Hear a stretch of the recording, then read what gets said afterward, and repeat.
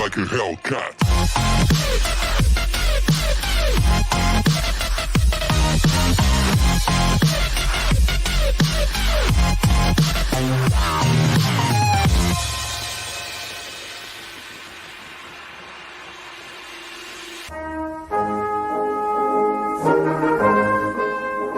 That's a little bit better. It is a stunner from Fabio Quagliarella. Coming in for Dzeko, who's in for Roma and scores.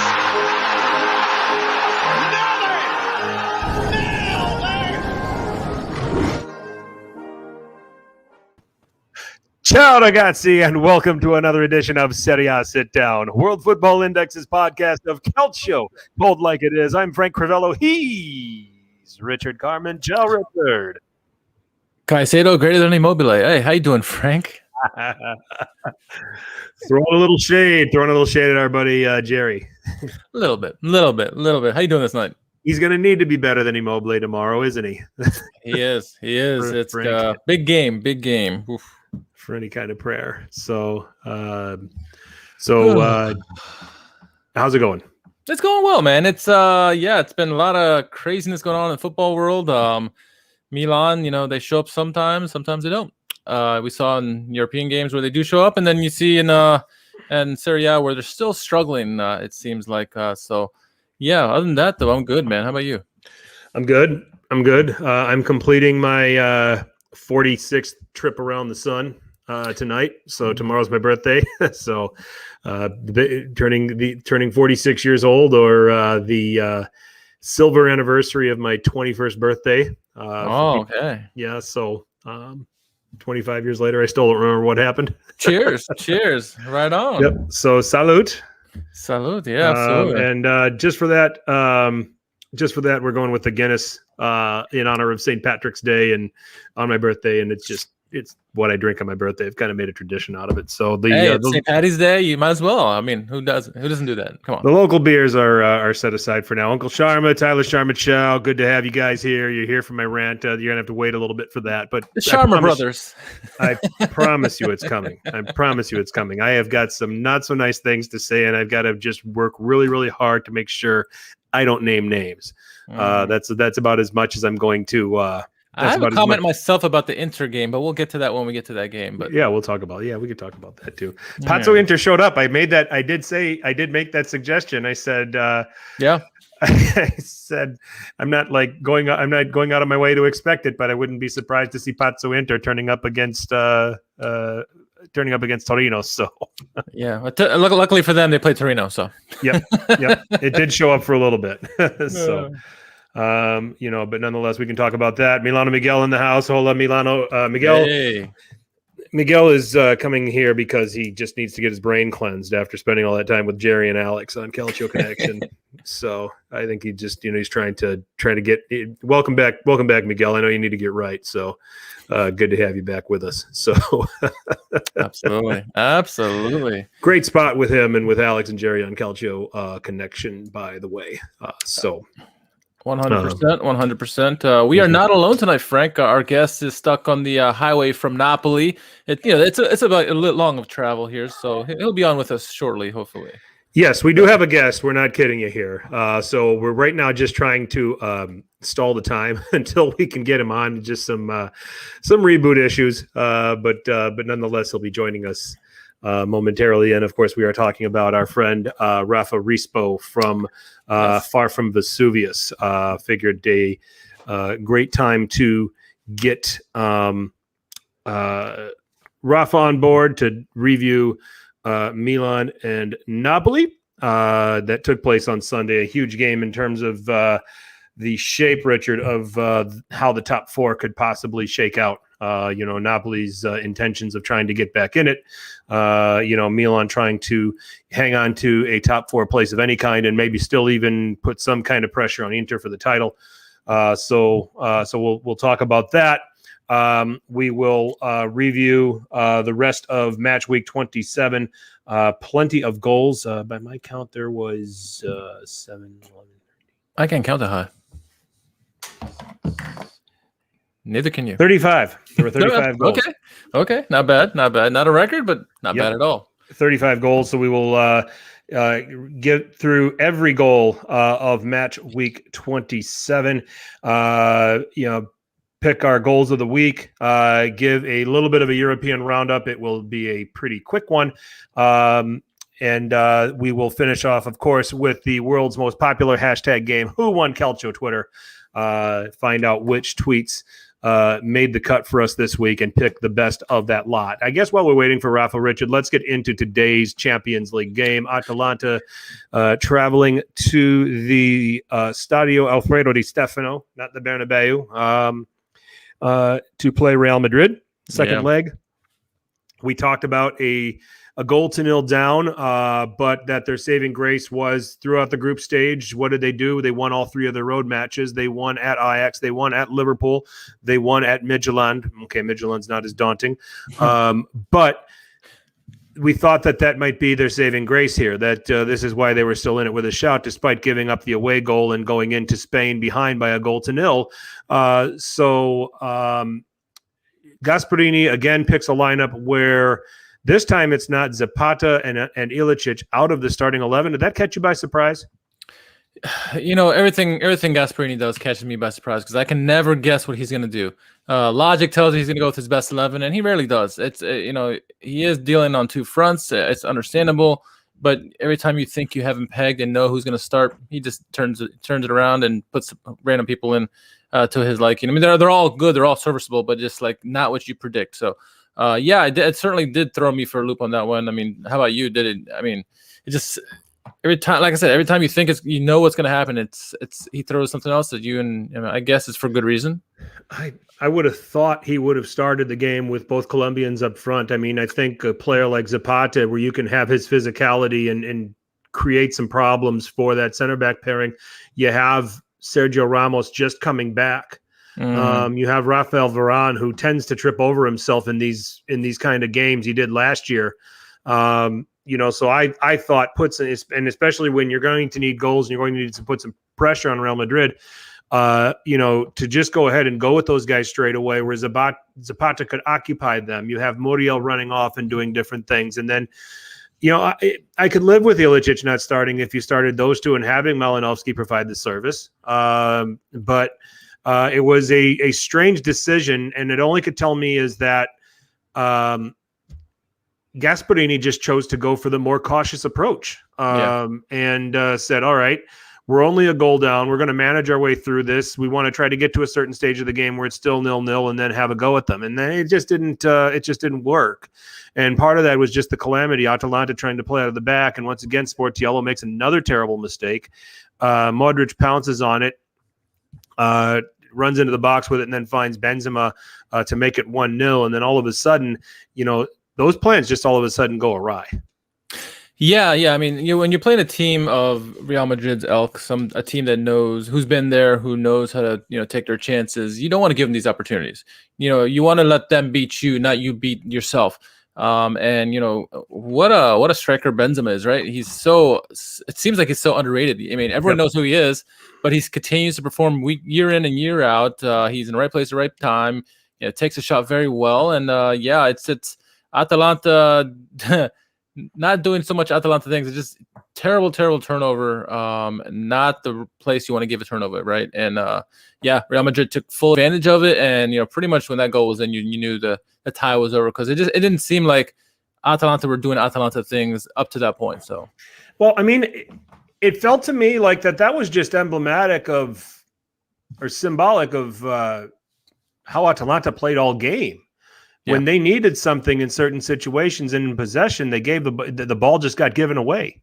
It was a lost touch here, or it was a heavy pass there, or an under hit pass this way, or something to that effect. And I just didn't find this Atalanta to be in rhythm. I don't think there was anything that Real Madrid did that was glamorous, that was glorious. I'll go so far to say the best player in this game was Luka Modric.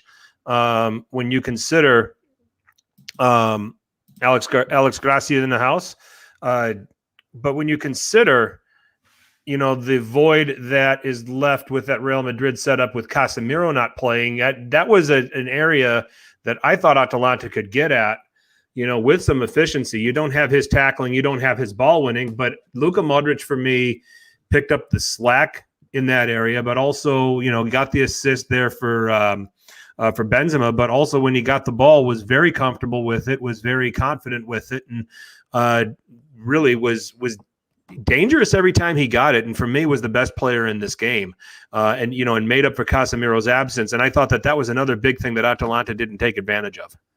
Yeah, I mean, you're potentially facing one of the most experienced midfields in this generation, right? And not having Casemiro in that lineup, it helps you. You should take advantage of that. And Atalanta did not take advantage of it whatsoever. And to the credit of the Real Madrid players, they each did what they had to do. And Ramos is doing Ramos things, and they found a way, and they were clinical with their opportunities, and it was a good win over two legs by them. I thought the first leg was really a more 50-50 game where either team could have won it. Honestly, I think if Illich just maybe started the game, they probably had a better chance. But plus that red card early on didn't help. But the second leg, it was pretty much you could tell who was the better of the two teams. So the better team did move on in this one, and so at least it was a little closer than that City Gladbach game, I guess, right? So yep, that's for sure. I mean, well, City obviously comfortable with knocking out Gladbach. Yeah. So Atalanta loses. They ultimately lose 3-1. They do get a goal from Muriel. It was like in the 83rd minute, so it was probably too little, too late, unless Real Madrid was just going to self-destruct the rest of the way, which they didn't. They ended up getting the third goal, effectively putting the tie away, and pretty much effectively ending Serie A's presence in the Champions League. And I'm saying that with a game tomorrow. I mean, it's Lazio go to Bayern Munich, but they go 4-1 down. And, I think Inzaghi said something in the effect of the press conference, said, we're going to go there, we're going to play an aggressive game, and we're going to take our chances. And to which I say, okay, 6 goals from Bayern tomorrow, easy then, if that's what you're going to do. I'm sorry. It's this. I mean, it's 4-1. You'd have to win at least by 4 goals, at least. Mm-hmm. But yeah, it's a daunting task for sure. Is it doable? Yeah, I mean, we've seen so many other great comebacks in Champions League history, in recent history, but the optics tell you're facing the reigning champion who have been doing their thing in Champions League specifically, but also in the Bundesliga. Doesn't look great for them, the prospects. So you can almost chalk this up as an L after last game. So hearing a little birdie that Hansi might leave after this season, especially if they win another Champions League, that he could be the guy that takes the Germany gig. Yeah, that is a rumor. There's rumors that Flick, and I was listening to this morning on Sirius XM. Flick and I'm not trying to turn this into Bundesliga radio, but Flick and Salihamidzic. Sounds like there's a rift and they're not getting along. If I'm in the front office for Bayern and I've got this manager that's doing this job and having this team playing this guy, I'm leaving him the fuck alone.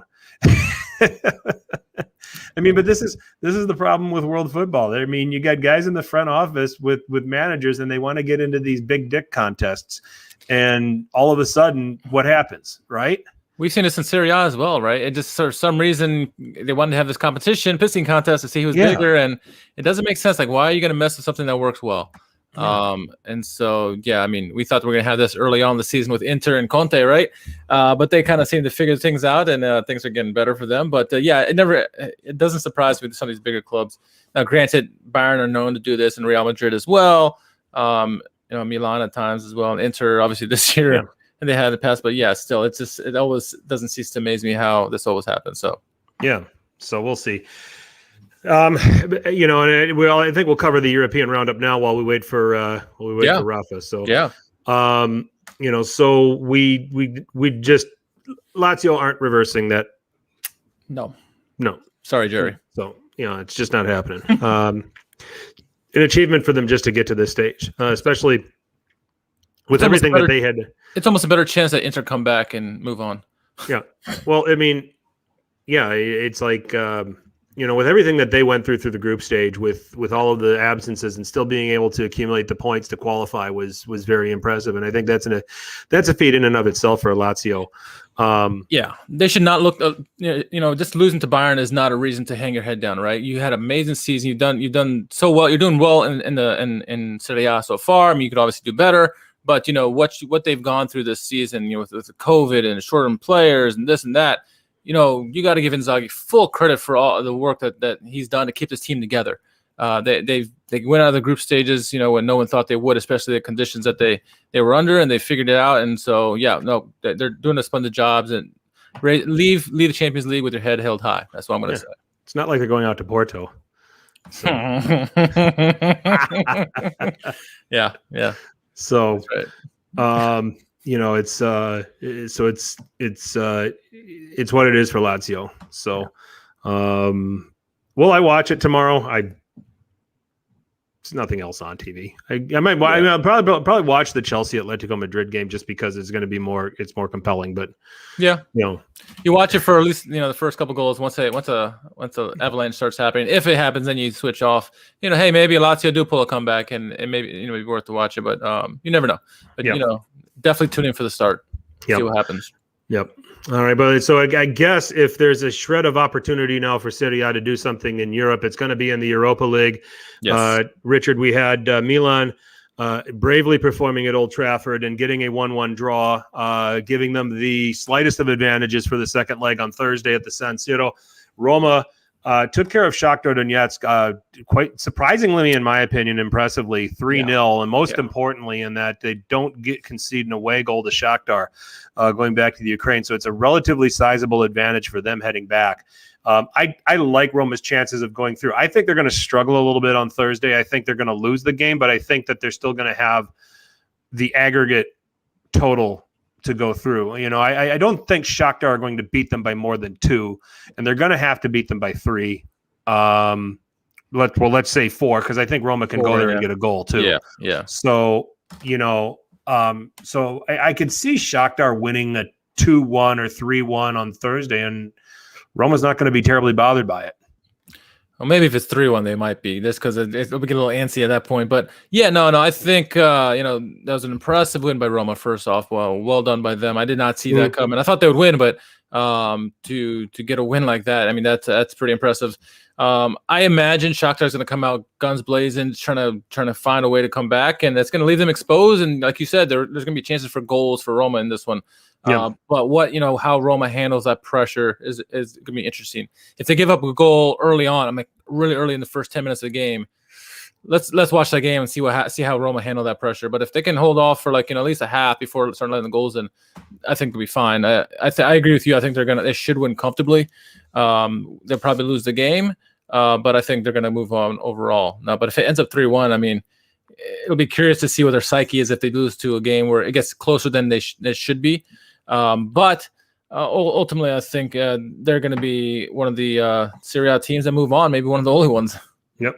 Well, we'll see, because at the San Siro on Thursday, Milan, Manchester United, a game that, let's face it, it's gotten compelling all of a sudden. 1-1 at Old Trafford, a Simon Kjaer goal late to get the away goal. And we talked about this. I think we talked about this on multiple platforms, not just here on this podcast. If Milan were going to get an away goal with what they were trotting out there, that they were going to probably fall into it. They somewhat did. They get the late one there. But you can't help but not be impressed with Milan's performance. They were the better team over the course of 90 minutes in that game. They outplayed Man United, should have gotten something out of it beyond just a 1-1 draw. I mean, it's not that far-fetched to say that about their performance. Yeah, I mean, I think both teams, Milan certainly, or United, they were lucky that United missed some opportunities, right? Some golden opportunities. But Milan, I think, were the better team in the game. We had Heda Rubani on from the Football Masterclass, United fan, and he even admitted, Milan were the better of the two teams. That Kessie goal should have stayed. It was a beautiful goal by him. Yeah. Leao had an opportunity, that goal taken away where it was clearly offside, no doubt about it. But Milan's maturity in the midfield, I had not seen them pass like they did against United, against anybody. Right. They looked very mature, very opposite of what we saw against Napoli, which we'll get to once Rafa's brought on. But I thought Milan played an excellent game. And I can't think of one player that played poorly in that game. Miete played well. Kessie was obviously a freaking beast. But I mean, Krunic did well. I thought Salamakers was good. I mean, the whole team did well. Good by them, and let's see what happens. Milan, with all this talk about Milan on the road are so good.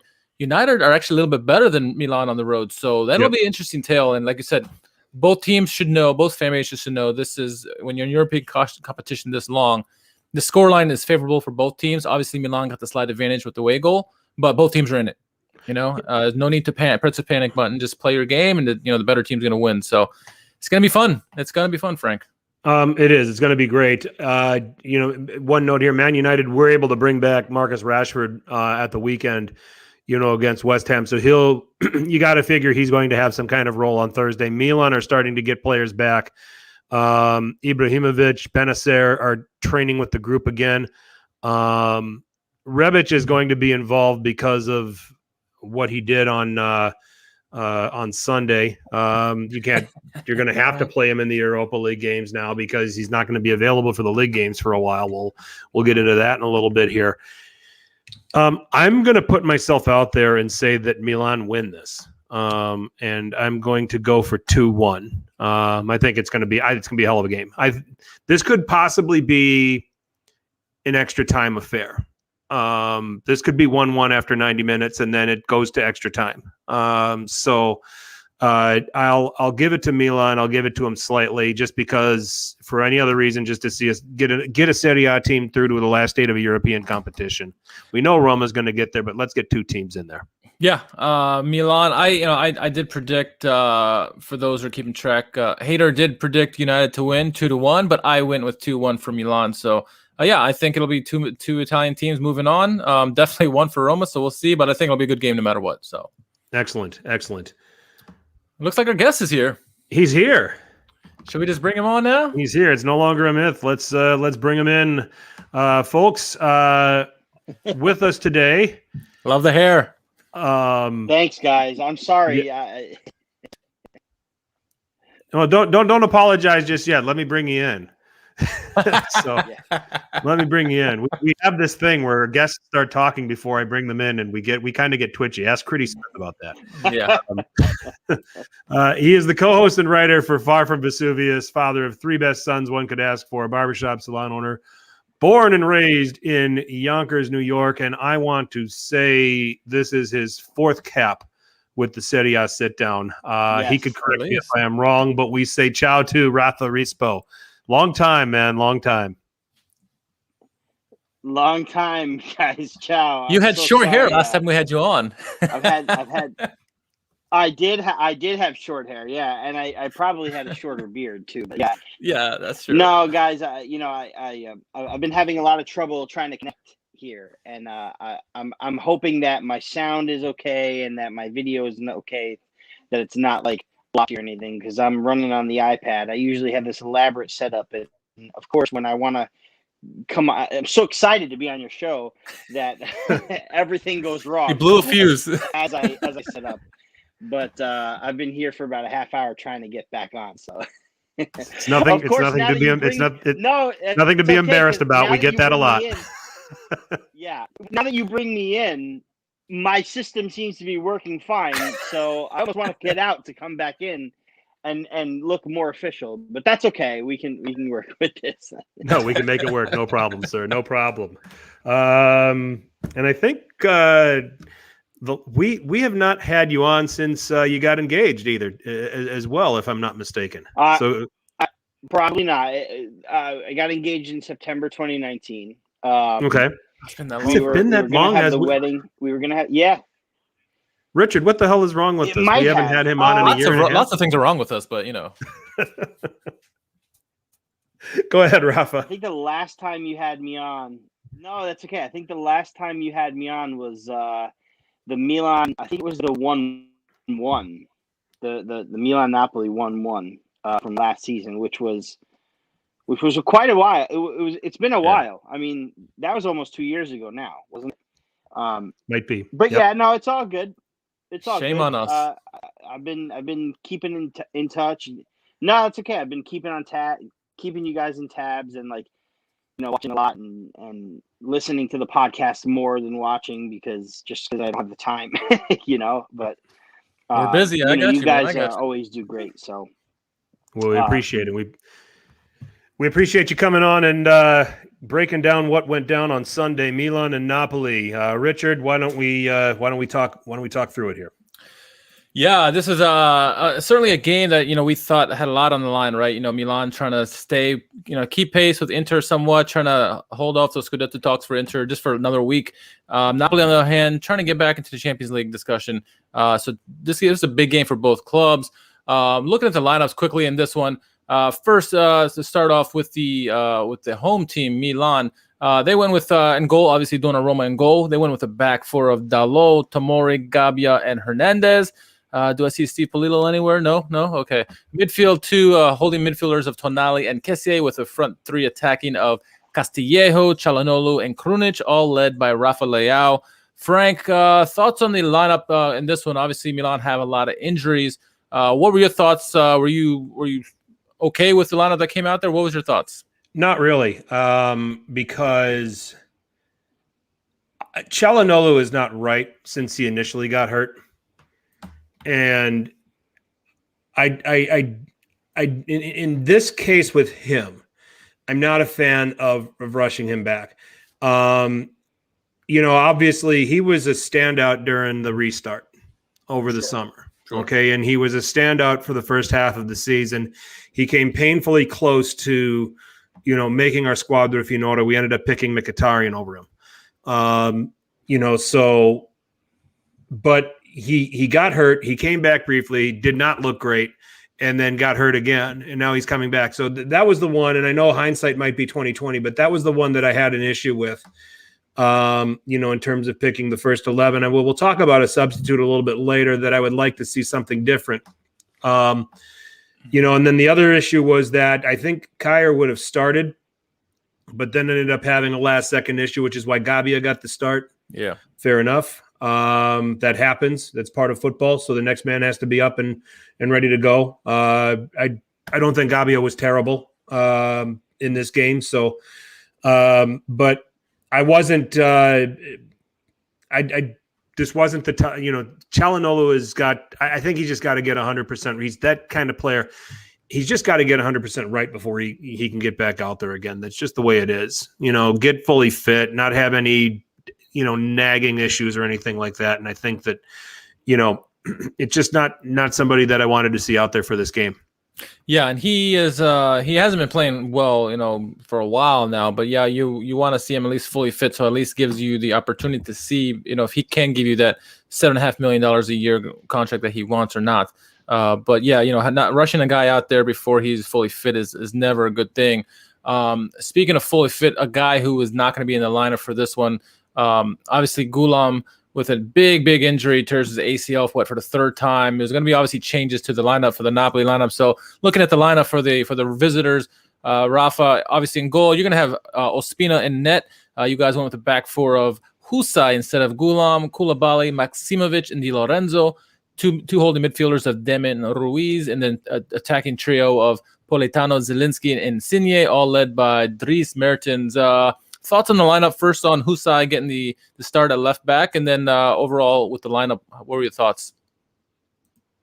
So Husay has actually been starting at left back regularly for Napoli this season. He's normally a right back. He's been a right back his entire Napoli career.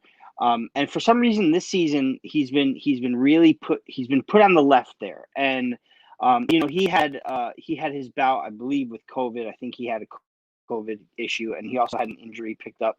But him coming back really kind of coincided with Gulam's injury. Gulam had stepped in for him. He hadn't really been favored at all by by Gattuso. It's safe to say that Gulam, even before the latest injury, his time was kind of dwindling down with Napoli. He hasn't been the same at left back as he was back in the days of Sarri, where he was one of the top left backs, maybe top 3 left back in the world. Speedy, he's linked up with Jorginho and Insigne, or Hamsik and Insigne, whatever the pair was, so well. And just, the injury to Gulam was very, it was unfortunate because we were kind of seeing some really good, crosses in from him, which we've been lacking. And, his game was getting a lot better from when he was injured for his previous 2 ACLs. Just needed to pick the pace of it, and then it's just went again. Another ACL, which is his 3rd in 5 years, which is terrible. Husai coming in on the left, and he really was. I mean, now I'm on the Raff and Raff rant too. That's another project of ours at Far From Vesuvius, umbrella, and we do in every post match we do a beast of the match, not necessarily the player of the match maybe, but the beast of the match, somebody who just showed the never give up qualities, you know what I mean?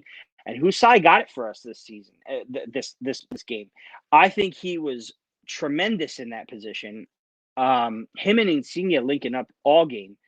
He just won balls left and right. The action leading up to goal too. So I overall with the lineup, I was happy with what we put out. We had to put Mertens in to start to have Osimhen come off the bench and provide an extra spark for substitutions if we needed it later in the game. Being Lozano's still out, we have no more Patania either. He's been injured too. So all in all, I think the lineup suited Napoli very well.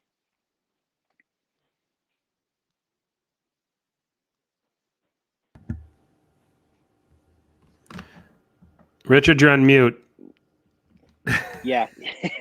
Rookie mistake. How often have I been doing this? It's only been 5 years. Anyway, what I was saying is talking about Zielinski. Well, I was talking to myself. Zielinski's been playing more of a trequartista role, at least in this game. It's always good. It's always fun to see him play, right? And then seeing him more in an advanced role. How much better has he been for you in that role? Or just a position you feel like could be his own going forward? Yeah, this is the position that I believe he needs to be in. We also feel that way about Fabian. Us at the podcast, and we feel like Fabian needs to be closer to goal because his when he's closer to goal, he gets more shots off. He's just more efficient. Not saying that over the past 5 or 6 matches, he's Fabian has been really well in his role as well. But I just think that Zielinski, and I said this weekend, Zielinski is top midfielder of the season for me, if you ask me. 6 goals and 6 assists. He really does, find a lot of, open players. He finds a lot of shots outside the box, and he's very comfortable in that role. So if you ask me, I would prefer Zielinski there more than anybody right now, even though I think that Fabian is a fit in that position. That's a fair shot right there. So let's get right into the game here. The game actually, started out pretty well for Milan. The first 4 minutes, Frank, Rafa Leao gets an opportunity, a nice through pass by Theo Hernandez, finds a streaking Rafa Leao. He gets an opportunity off, but Ospina reads the play well, gets a save. Both guys collide or whatever, but a good early chance for Milan. Looked like the chances for them may be many when we saw that first pass come in. What were your thoughts on the pass and then the attempt by Leao? I mean, there's a positive start because when you're looking at Milan right now, you're looking at a team at where is it going to come from? Where are the chances going to come from? And having Theo Hernandez back, playing at the left back position. I mean, he's so aggressive with going forward. I mean, to a fault, which we'll talk. I'm sure we'll talk about here in a little bit. But he loves bombing forward. He loves getting into the penalty area.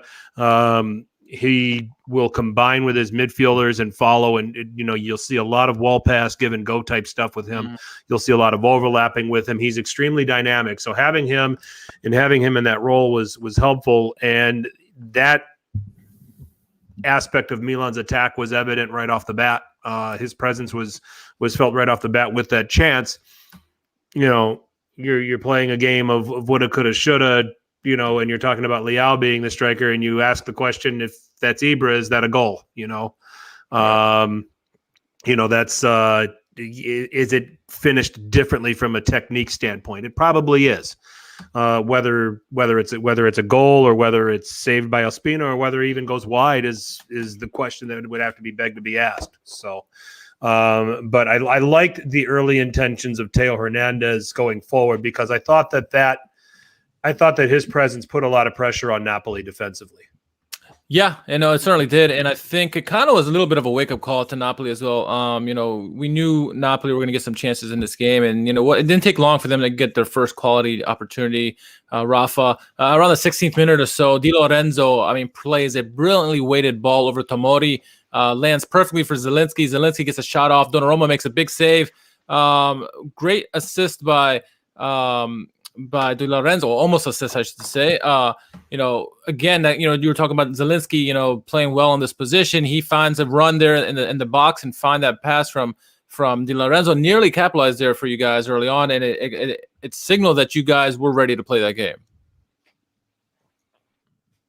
Yeah, it did signal that, and Di Lorenzo is another player who has been catching a lot of crap from Napoli fans all season long. But I really do believe that Di Lorenzo at his 100% game is one of the best defensive backs in Italy, and it's why he gets called up to the national team. Obviously, and you can argue there's a shortage of Italian defensive wingers too. But he's been able to find some good crosses lately. He found Zielinski there. Really good save by Donnarumma. Great shot. But that's what I'm saying about Zielinski, is that he's so comfortable in that area that he's, and then he ends up taking another shot from there that just went wide in the first half as well. He finds his way to get in there. He knows the position. He knows how to get the best of that position. And once again, that's for me going forward. That's where he needs to be. Yeah, and Zielinski, again, his name would turn up often in this game. Maybe not too long, not much later, I should say. Insigne coming down on the left-hand flank around the 29th minute, 30th minute. He does find Zielinski at the top of the box. Zielinski gets an opportunity off, shoots it just wide, but you see at that moment that Zielinski is all over the place. The game would go into halftime 0-0 at that point, but an entertaining first half, no doubt about it. Frank, what were your takeaways after that first half? 0-0, but there were some signals there that Milan were getting cut open and at times through play to Zielinski, I should say. And I think that's the peril of having two center backs that have not played together in a game before, Tomori and Gabbia. And that's some of the things that you're going to face. And we've talked about this before in the past with center back pairings that don't have the familiarity of playing together, that it's pretty easy to expose them. In this case, the first Zielinski chance, the two center backs were very disconnected. Tomori was drifting ball side, which he should. And in that case, Gabbia's got to come over and cover. And Gabbia would have probably been picking up Zielinski in that situation. Well, Zielinski's wide open, and he's right in between the two defenders. And then on the chance that he was played by Insigne, same thing. So Zielinski became a danger man as a result, because he was getting past the double pivot of Kessie can't be everywhere as much as he runs. Okay, and Tonali is in there for the passing, and he's in there for the technique. He's not the tackler that you get with. He's not the tackler. He's not the man marker that Ismail Benacer is. Yeah. But Napoli were able to expose where Milan were going to struggle early on, and that was causing some concerns, and it was going to require some adjustments at certain points. The other thing is Insigne just had an absolute field day on Diogo Dallo, largely in the first half. Yeah. That's the other notes that I came away with. So it was a patchwork back four for Milan, and it was just barely being held together. And you were, if you're Pioli, you're getting out of that 0-0. You're happy as hell about it because it's like, okay, you took Napoli's best shot. You're underperforming going forward, especially in Napoli's third, with the exception of a couple of chances, but it's still 0-0. And you've gotten a little lucky here. So lucky to go in 0-0, lucky to be in a situation where Milan have a chance to still get something out of this game. Yeah, and Rafa, over to you. Talk about how Milan really didn't have many opportunities in that first half. Koulibaly kind of looked like his younger self, didn't he? Really shutting things down, looked like back to his old ways. I know he's struggled a bit this season, but tell us what you saw from your team defensively that really kept Milan in check throughout that first 45 minutes. I'm gonna disagree with what you said about how he was struggling this season. I think he's been doing fine this season. I think the defense as a whole has been struggling because of injury, because of COVID. Fair enough. Let's not forget that. Now, right now, Milan are going through it, but Napoli at a time were about 10 deep in injury and COVID, 6 of which were part of the starting lineup. So, there was a time where we had to start Rahmani and Maksimovic back there where we were just getting eaten alive. There was a point in time in the season where we were best defense in the league about like 13 matches in, and then it all kind of capitulated. And it's because Manolas was injured, Koulibaly had COVID. There were these factors. And now, in this match in particular, we had no Rahmani, who had started with Koulibaly lately because of Manolas' injury. And we were very worried about today's game, Sunday's game, because we knew we were facing with Milan, no matter what, injuries or what have you. Milan were able to stay in contention for Scudetto with significant injuries this season, and we didn't take it for granted. We didn't take it lightly, and I think that Koulibaly and Maksimovic in this match, like I said, we were very worried about Maksimovic because he's been really poor this season. Rahmani had a shaky start to his Napoli career because he'd been left on the bench, and rightfully so. You have a pairing like Koulibaly and Manolas, one of the two of the deadliest, it's like the deadliest combo of center backs in probably all of Europe. But Rahmani come together.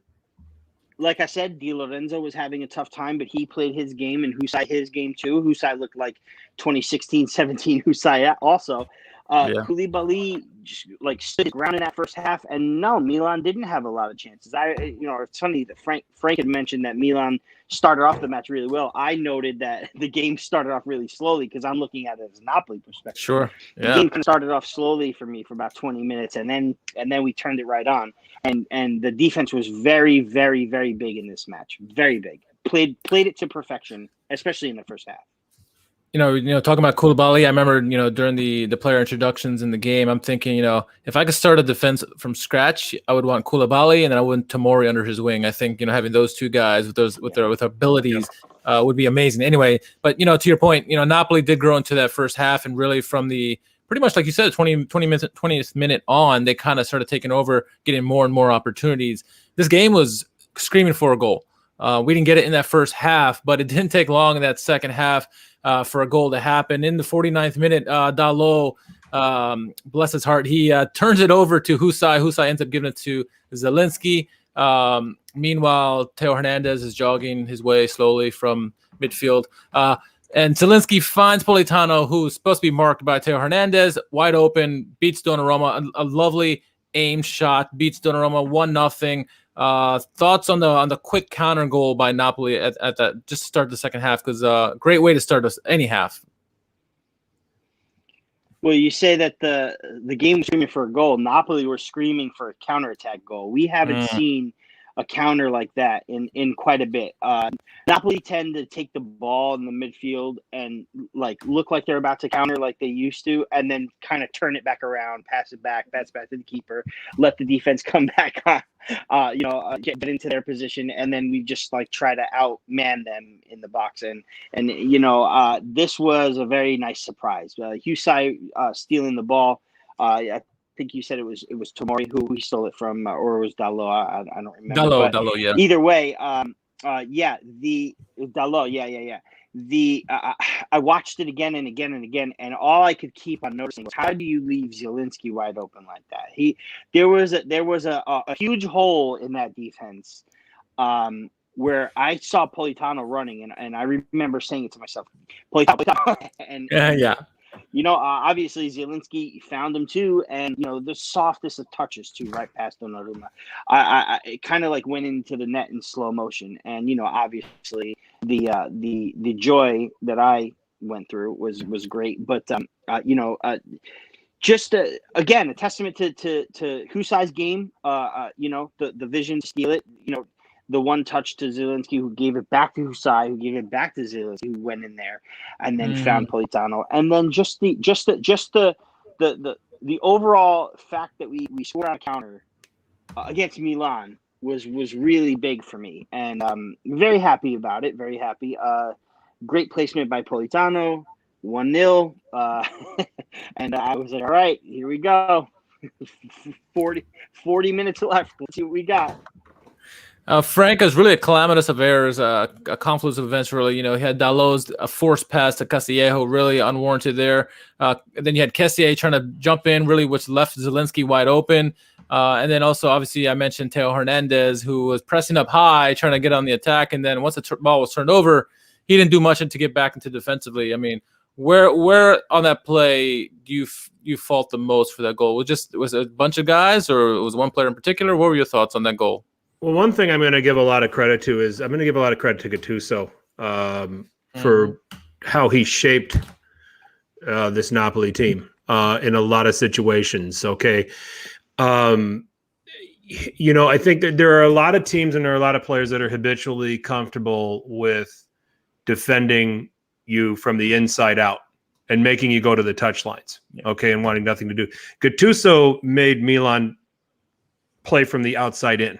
Okay, and made them play predictable. Okay, and this was not the only time that Napoli anticipated that diagonal, that short diagonal pass that Dalla played. There must have been 3 or 4 occasions prior to that where Napoli were in position and they were ready for that kind of pass. They were ready for that kind of decision and jumped on it. So it kind of didn't surprise me that a goal for Napoli originated from that, because they were ready for that. Now, Gattuso had them defending from the outside in.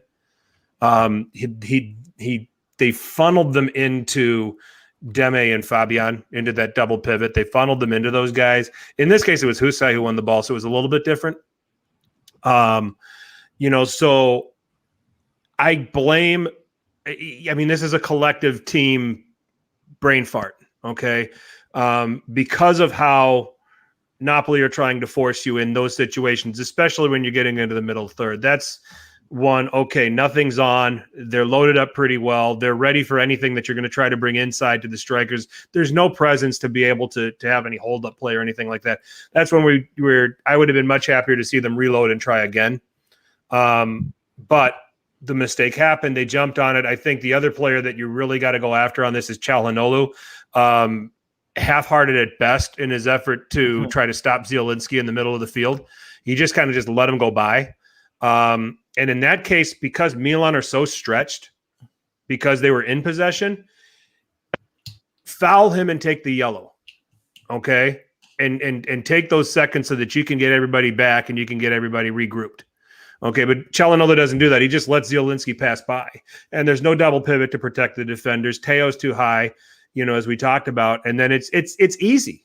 Yeah. Okay. But at the same time, you've got to be good players to be able to read and recognize that situation. Zielinski's having a hell of a season. But it was very, very easy for Napoli as a result of all of those things.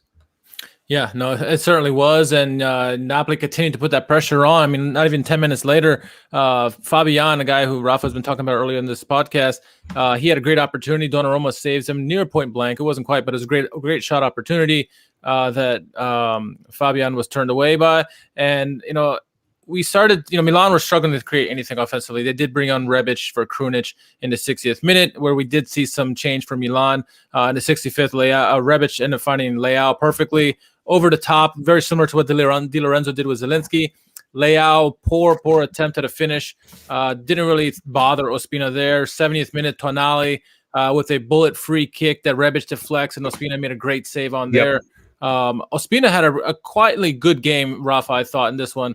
You obviously have two stellar goalkeepers between Ospina and Meret, but in this game in particular, Ospina made some big saves. He didn't have much to do, but when he was called upon, he stood big for you guys. That deflection on Rebic's header, not an easy thing to stop. No, it wasn't an easy thing to stop, and Ospina deserves a lot of credit for the season as well. He's really shown that this, I believe, is his sixth or seventh clean sheet in the league, and he's really shown a leadership quality too. He really does, get in there and he puts his whole body on the line. We joke about him being like beaten up every game. Every single game the match has to stop because he's hurt about something. He's hurt somewhere, and he's a real warrior to me. Now, if you ask the rest of Napoli Twitter or social media, it should be Meret who starts every match because he's a young Italian. Of course, everybody wants him to start, but if you ask me, I think Ospina is the better keeper. He's been favored by Gattuso, and that's clear. If we could just start Meret against Juventus every game, then we'll be fine. But no, I think that Napoli have a good problem on their hands in that Ospina is a veteran who gets in there and gets those saves and can distribute the ball really, really well. Similarly, if not better than when we had Lazio keepers, Reina. But Meret also shows qualities every now and then of being like a future top goalkeeper. He's no Donnarumma. Let's face it. Donnarumma is a once in a generation keeper. But he does have the potential to be a very strong candidate for second string Italian goalkeeper, as long as Donnarumma is in the mix there. Right. And Napoli have him, and hopefully my perfect scenario is that Gattuso can start, them every 2 matches. Like have Ospina start 2 matches, have Meret start 2 matches, have Ospina and Meret, transfer 2 matches, every 2 matches. But Ospina really does pull out magical saves, and no different in this match. He was very big for us, very, very big, along with the defense, and I think he really links up with the defense well too. So. Well, before we wrap this game up, it did get a little feisty towards the end of the game. A couple of things that we want to talk about. First, both your thoughts. We'll start with you, Frank. 86th minute, Theo Hernandez, a hard tackle on Osimhen on the left-hand side, on the player's side. Yellow card on the play. Did you think it was deserving of a red? What were your thoughts on the tackle? I'm conflicted. That moment is truly some referees are going to give a yellow, some referees are going to send him off. Yeah. Okay, that I don't think it was an obvious sending off, but it was a bad challenge. Okay, I'm sitting on the fence. I'm sitting on the fence on that one a little bit. And there have been times where I've said, yeah, when a Milan player deserves to go off, I got no problem. Sure. With saying that, but in this case, I think red would have been on the side of harsh. Okay. Yellow. Yes, absolutely.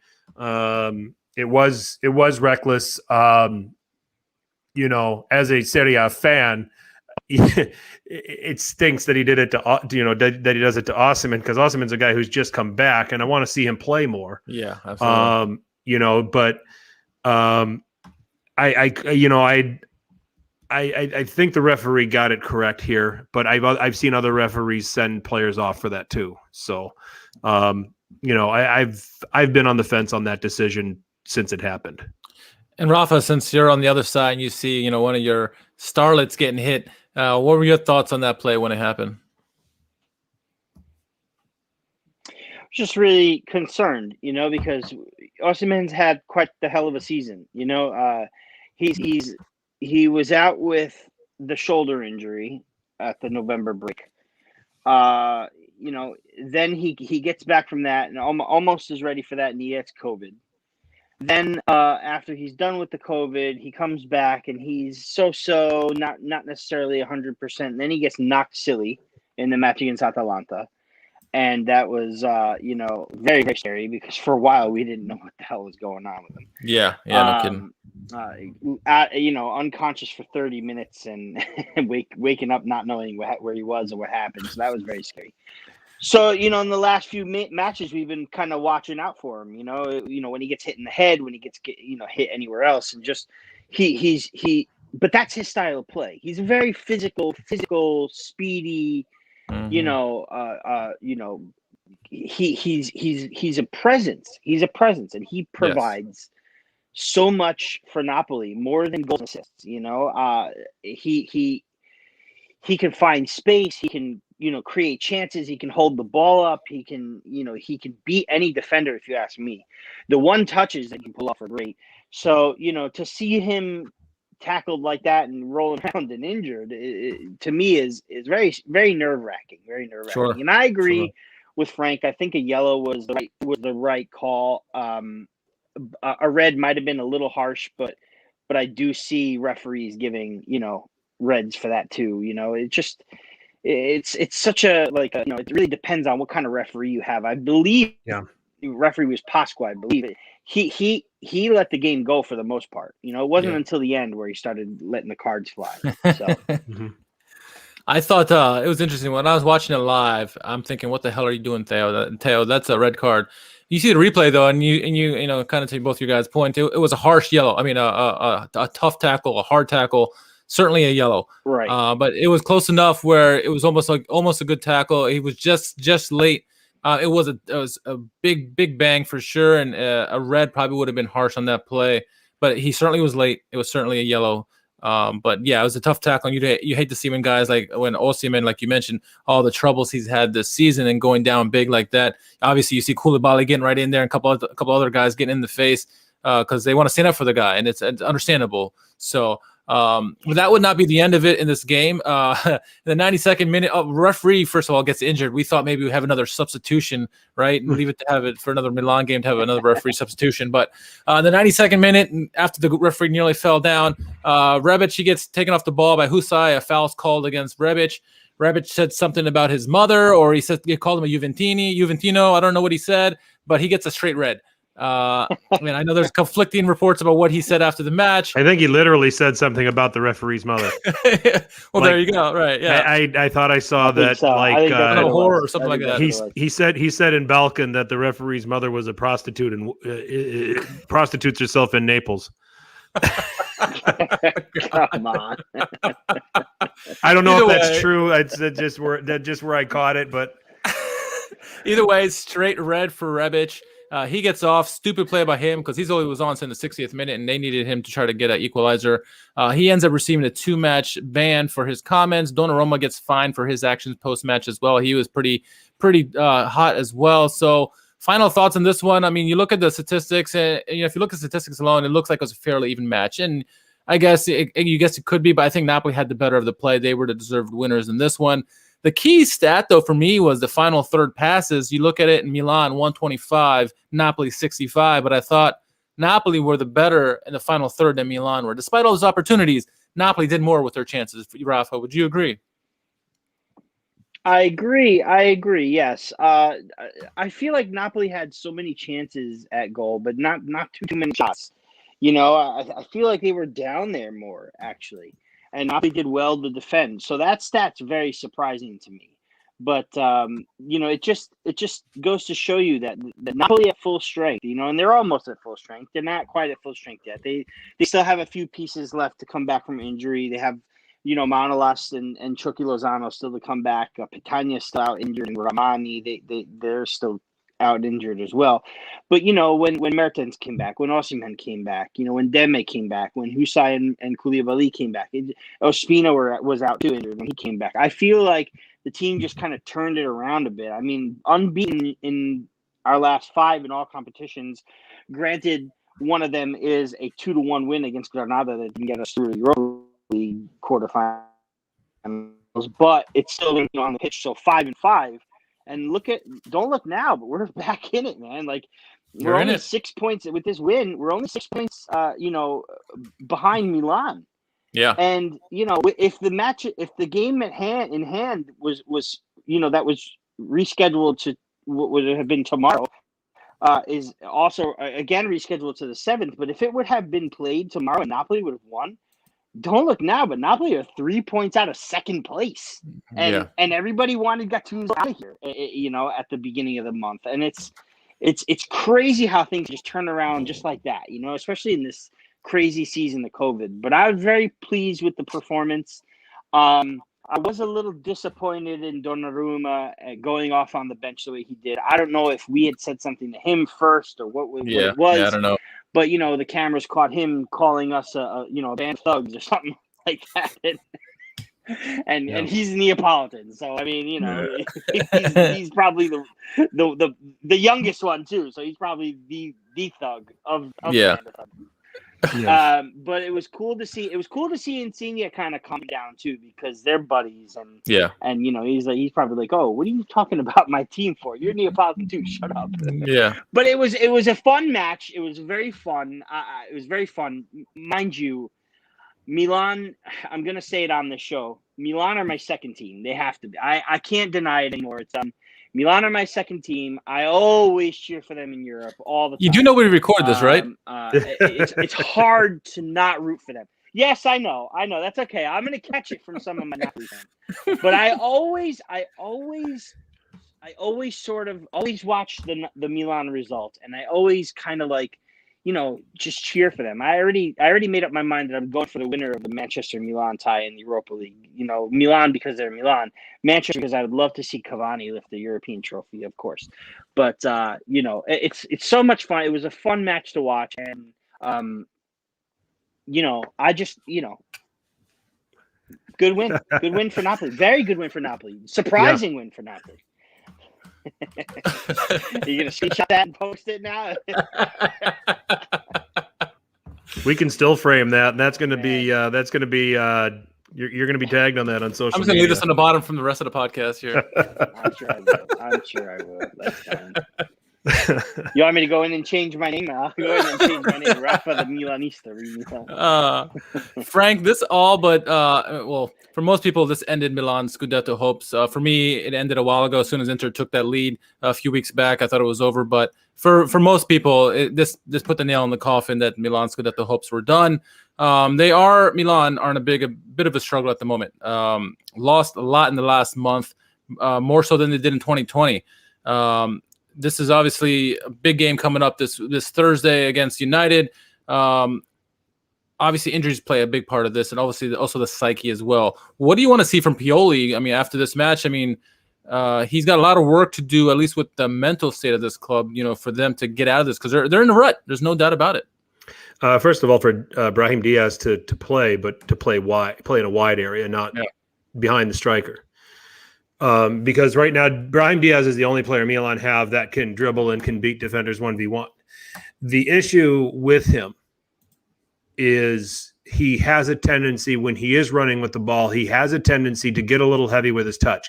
And if you do that in the middle and you get past the double pivot, when he was doing an excellent job of getting past his midfielders, and then he's heavy with his next touch, who's there? Koulibaly or Maximovic. Where you put that in a wide area and he's taking on a defender 1v1, or he's taking on a fullback, he might have a center back in support.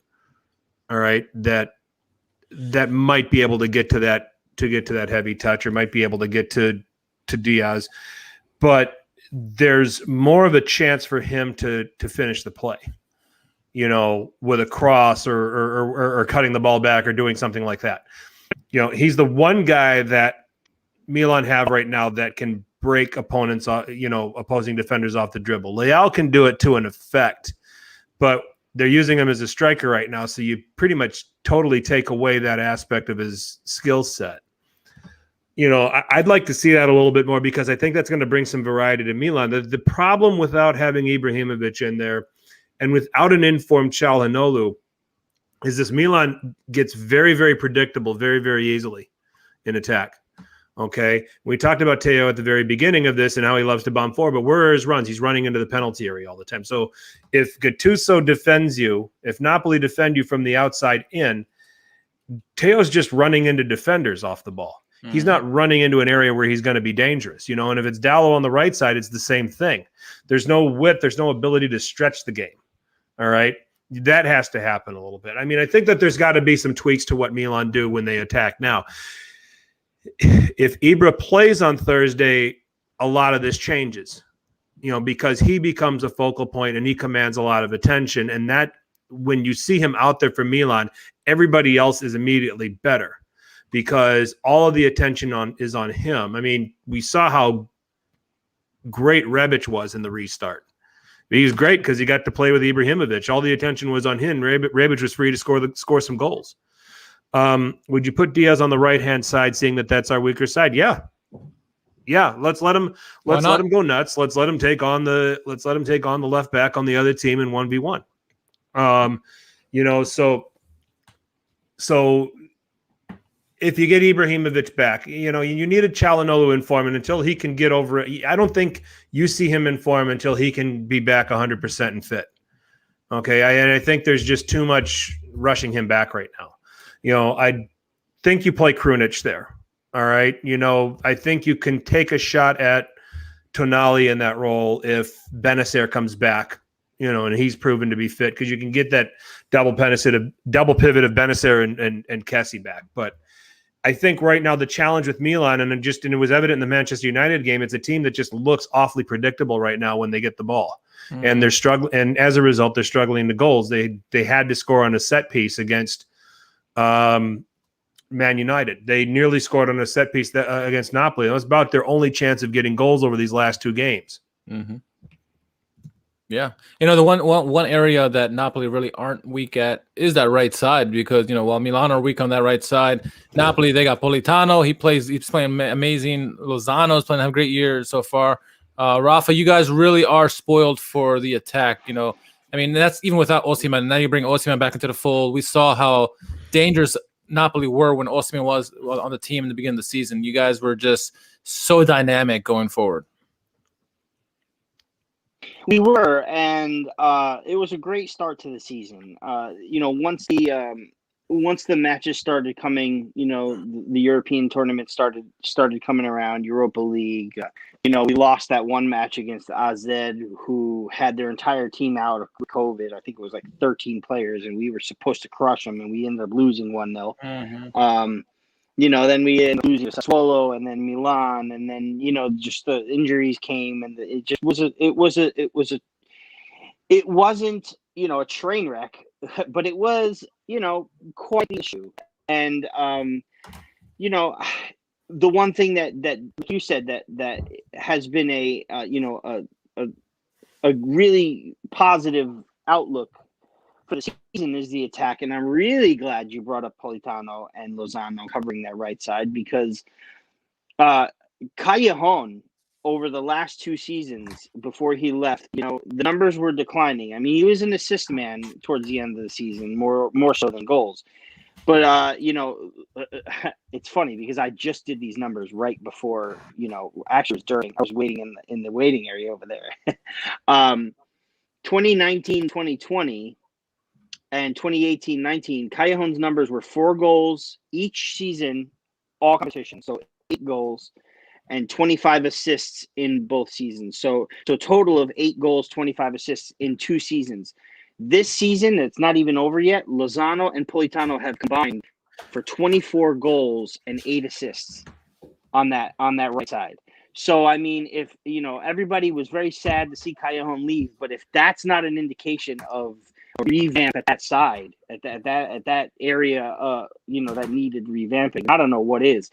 Just Chucky Lozano has been an absolute revelation this season. Gattuso has been able to get the best out of his players. And I'll never forget Frank coming on our show, on our podcast, when we signed Gattuso to be a manager, and everything that he said has come true to fruition. And I really, it's incredible because I always think of the interview that we had, how we love Gattuso, we love his style of play, we love his energy, we love his characteristics. but we're going to get very discouraged with his substitutions and his, rotation, lack of rotation and decisions, which is absolutely what's been going on. But I'll tell you right now, he can get the best out of these players because Koulibaly wasn't having a great season last year before Ancelotti was fired. Right. And now he's the Koulibaly of old. Same thing with Lozano. Lozano, he would tell, Gattuso would say of Lozano, he couldn't kick the ball. He'd take 2 dribbles with the ball and fall flat on his feet. He couldn't speak Italian. He couldn't, he would just he was really ragging on Lozano last year. So much so that the Mexican fans really started to hate Gattuso. I have a best friend who's Mexican who said, "What the heck's going on with your man Gattuso, with your boy Gattuso? Why he hates Chucky? He's a racist." You know what's funny about all that? Come on, man. You know what's funny about all that is Gattuso was known for being the guy who didn't speak good Italian, right? And now he's the one making fun of people not speaking Italian. It's kind of funny that it works. He's making fun of, exactly. But I mean, look at him this season. Look at Chucky Lozano this season. Look at Politano. Politano was an Inter reject. Yeah. And he's having, 11 goals, 4 assists, all competitions as a bench right winger, Yeah. I mean, if anything, Gattuso knows how to get the best out of these players. Yeah. Absolutely. I wanted to ask about Gattuso because you guys had a spell there, at the beginning of 2021 where he came under some criticism. By Napoli fans, by casual Serie A fans as well. We thought that a lot of that was unfair and unwarranted, largely because of a lot of the injuries that he was dealing with. And he's, putting the best lineup that he can possibly put out there week in and week out. If I had my way, also Gattuso would still be manager of Milan. So, I didn't want to see Milan part with him either. So, where do things lie with Gattuso now? I mean, I think that he deserves praise for the job he's doing, bringing Napoli back, and now with players getting healthy, that this looks like a very dangerous team for top 4, the rest of the way. And my follow-up question, with the flack that he has taken, whether some of this came from De Laurentiis or not, too, on top of it, do you see Gattuso being manager beyond this season?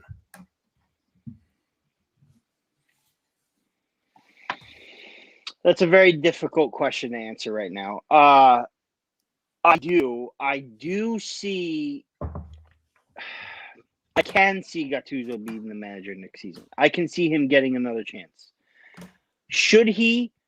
I believe that if we finish in 4th, or even more, or even higher, 3rd or 2nd, then yes, absolutely, he deserves another shot. He deserves another shot for sure, because mission accomplished. I know he wanted to win a trophy. We won the Coppa Italia last season. We wanted the Europa League really, really bad. Injuries and COVID, and it's funny because anybody outside of Napoli Milan bubble here will say things like, "Oh, everybody's gone through injuries. Everybody's gone through COVID. Look at this team. Look at that team." I don't think anybody has been more injury ridden than Napoli this season. And Gattuso did put out the best 11 that was available to him every single week. And when he did that, he'd get criticized for not playing the kids that are on the bench. The kids are Primavera 2.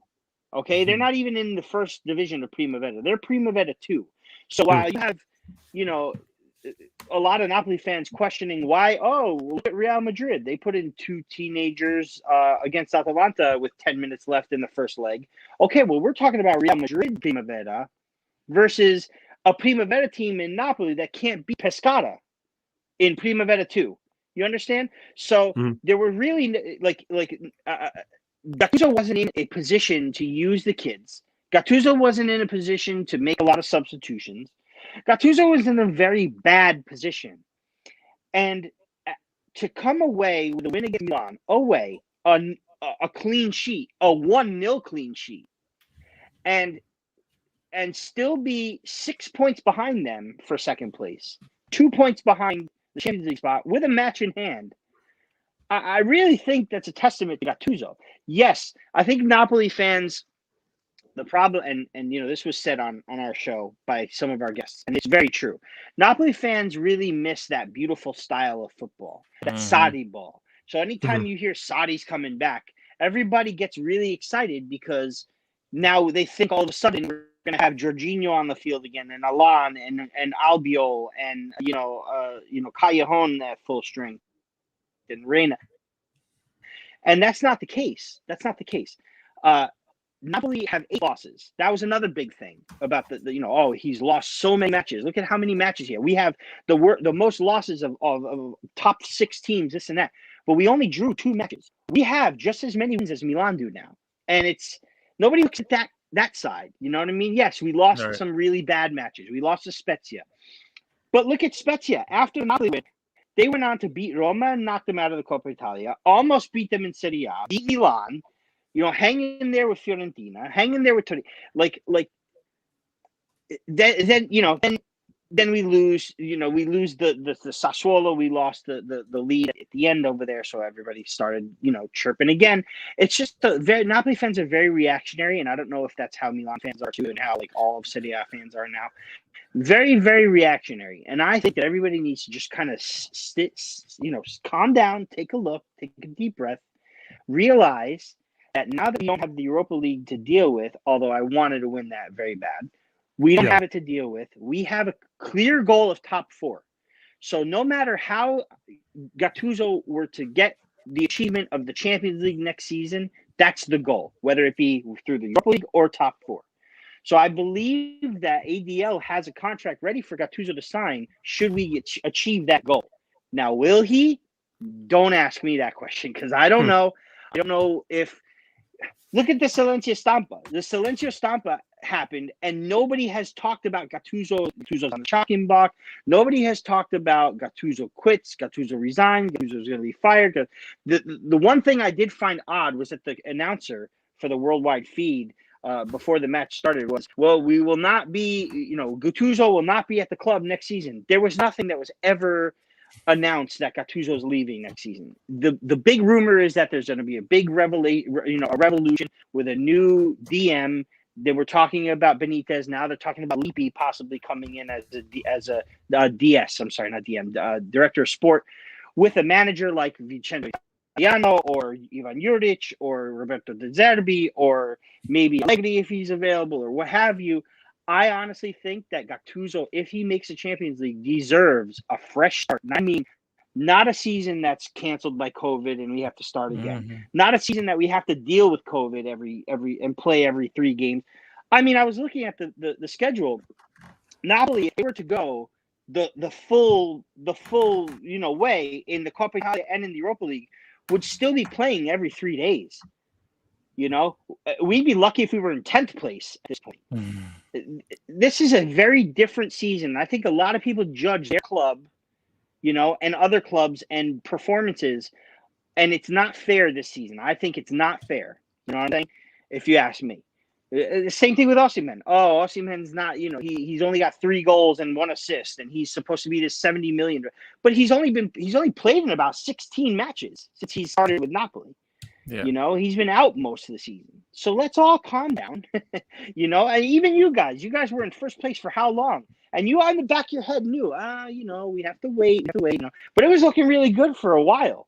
Yeah. And, I'm sure that if you signed up for a Champions League position at the beginning of the season, you'd take it like that. You know what I mean? Mm-hmm. So the season's not over. All Napoli fans have to calm down, relax, because we have a lot of football still to play. And now that we're getting healthy and back to a full squad again with no Europa League, we have the wherewithal. We have it to make it to the Champions League. Serie A Twitter is a very toxic place. Milan Twitter is very toxic and very reactionary after games. So my question to you is, what is, we know what Gattuso is and how he's been since he's been with you guys. What will his legacy be with Napoli be once after, if we're looking at, a couple years down the road, what is his legacy going to be with Napoli? I really think his legacy is going to be the ability to get the best out of his players. He like I said earlier with Lozano and with it.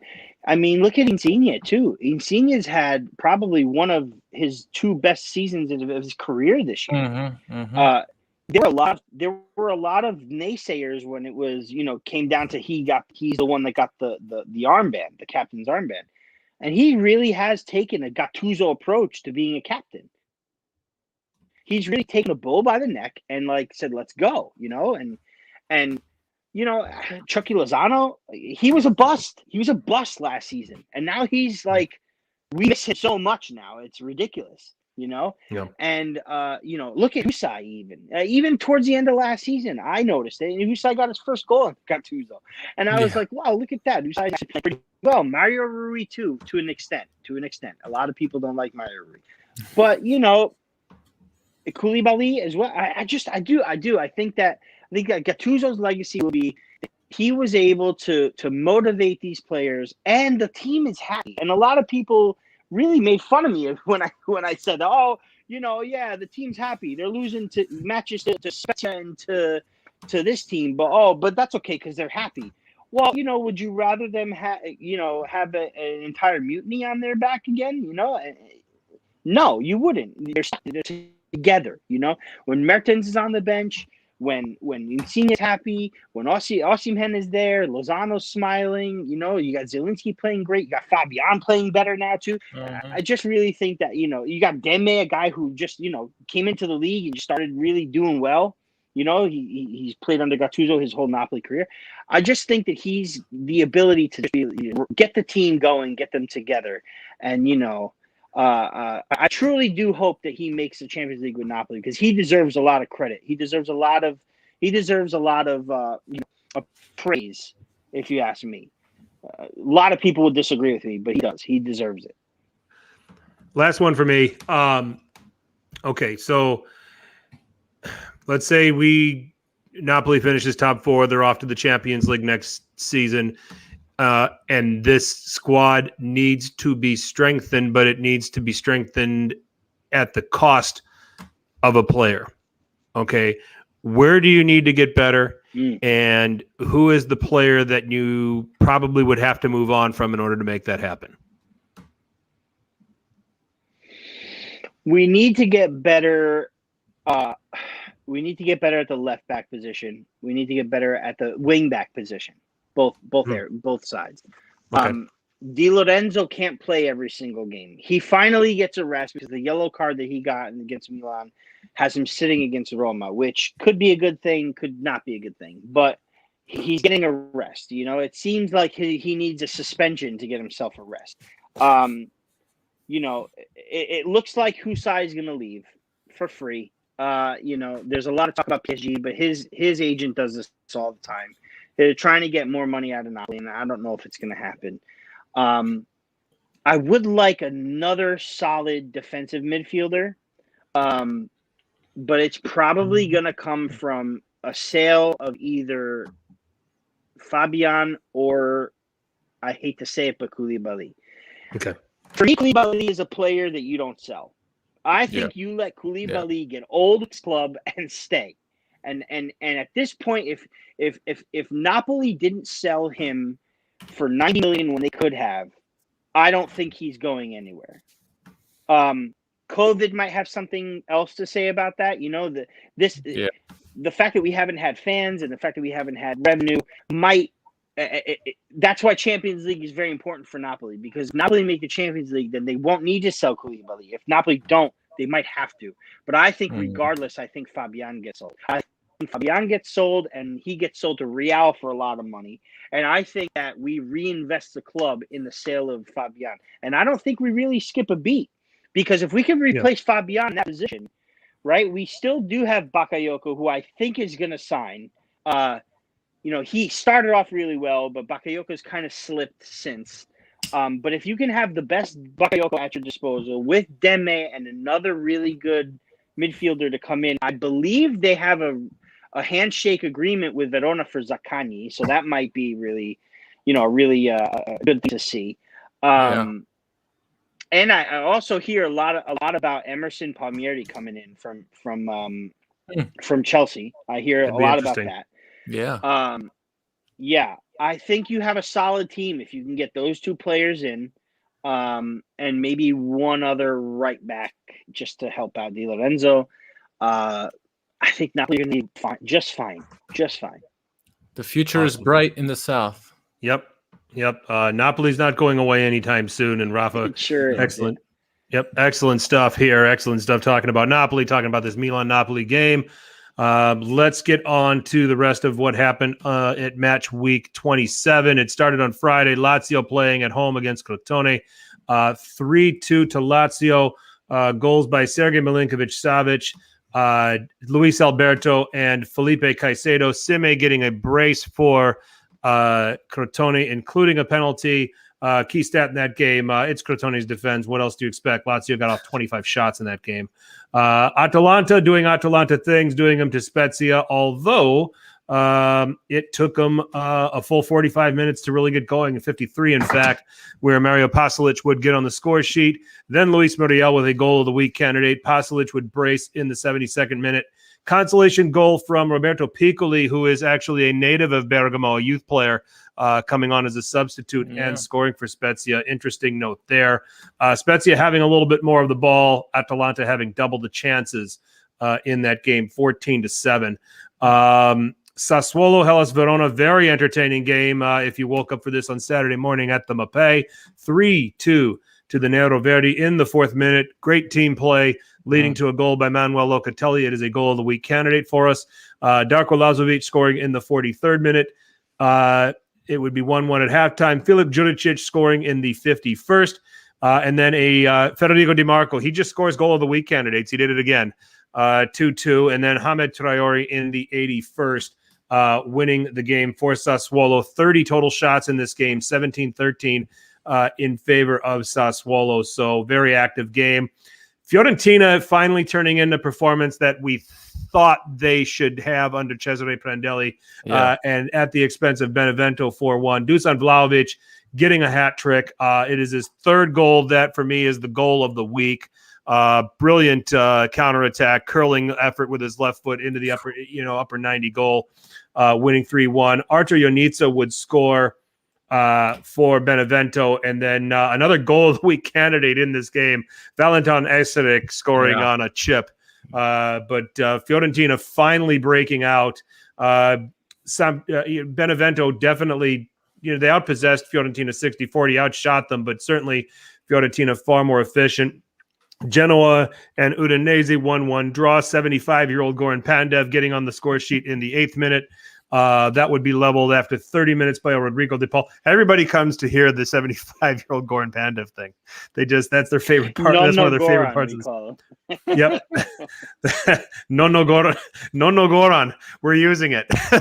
We're using it. No Goran. That's brilliant. Gotta love it.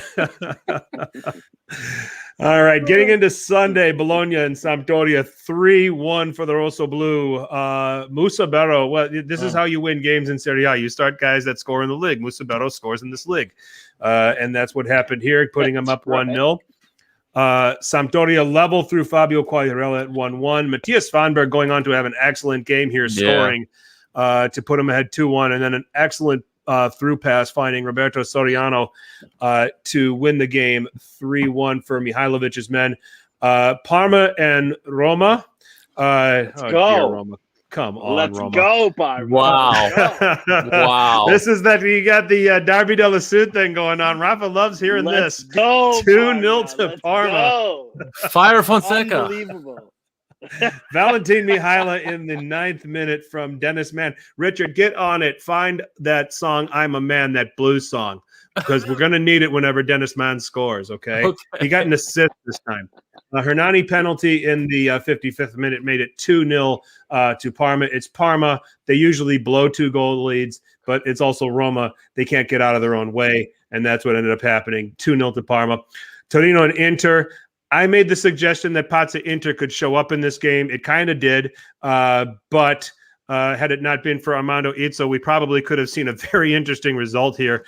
Commits a foul in the pretty much on the hour, leads to a penalty that Romelu Lukaku, my pick for Capocannonieri, scores comfortably.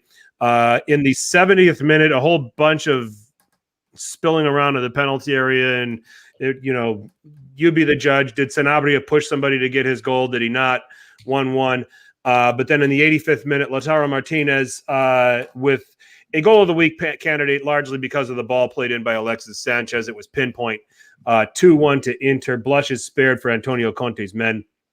And then finally, Cagliari 1, Juventus 3. Ronaldo gets a hat trick, and that's the most I'm going to fucking say about it.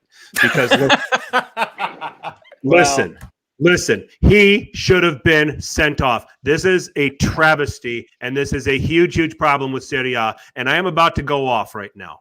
Okay? That was as violent as it gets, what he did to Alessio Cranio. As violent as it gets. And to only come away with so much as a yellow, you know what this is about. This is about keeping the pretty boy out there. This is about keeping the cash cow out there. This is about the money.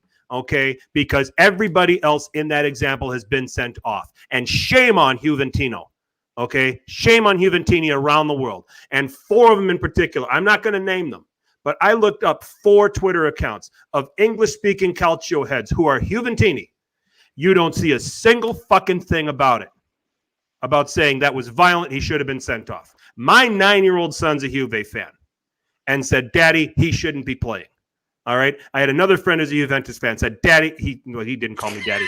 He should be playing. That's how pissed off I am about this, Richard. Okay. I coached the kid. So,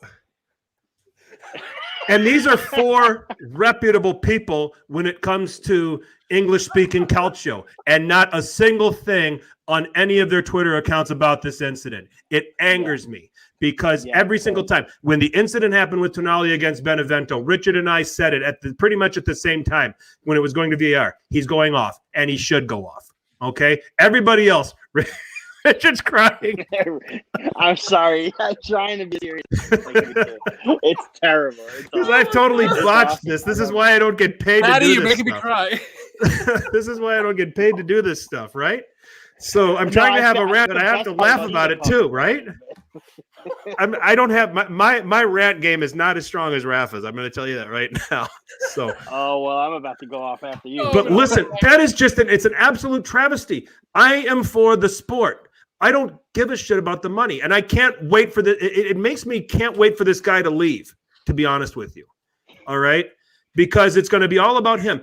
The fanboys and the Juventini all just absolutely went on their gush campaigns about him that he got. And listen, it's an incredible feat to break Pele's club goal record. It is. It just shouldn't have happened in this game. All right. And Serie A really, really needs to get their shit together about certain situations. If it's a call for this person, it's a call for that person, and it's a call for the pretty boy, and it's got to be consistent. All right. And that, to me, is bullshit. This is the aspect of Serie A that makes it really, really hard for me to defend. I love this league. I'm going to advocate for it until the day I die. But this kind of crap has to really, really stop. Mm-hmm. I don't know if what was worse, the foul or him pointing to his cheek after one of the goals.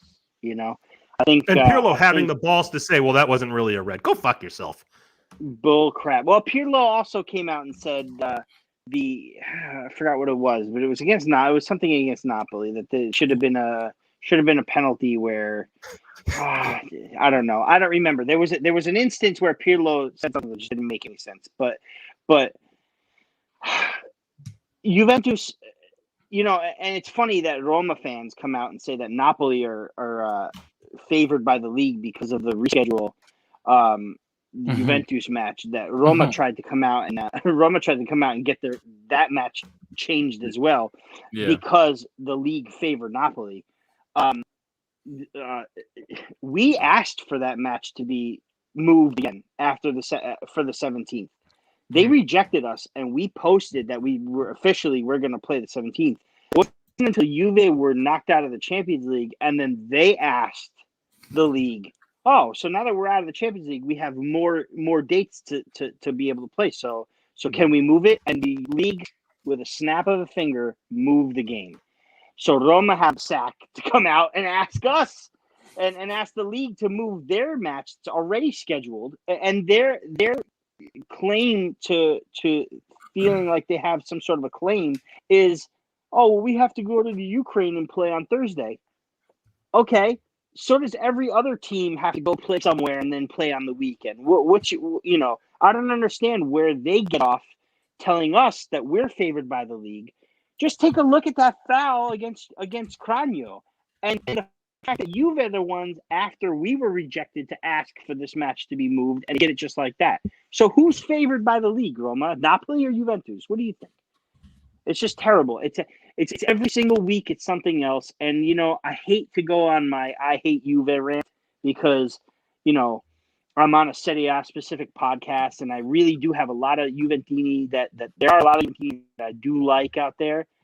But I just can't stomach this club. I can't do it. I'm sorry. I can't be impartial to them. I can't do it. I can talk and say the nice things about any club. Juventus is not the club. And the fact that Ronaldo stayed on that pitch this weekend was disgusting. It was disgusting. And whether there was intent or not, I don't care. That's a red card all the way. All the way. I am not going to add to this just because I want to stop from laughing. And I think you guys said enough. So I'm just going to leave it at that. Is that all right, Daddy?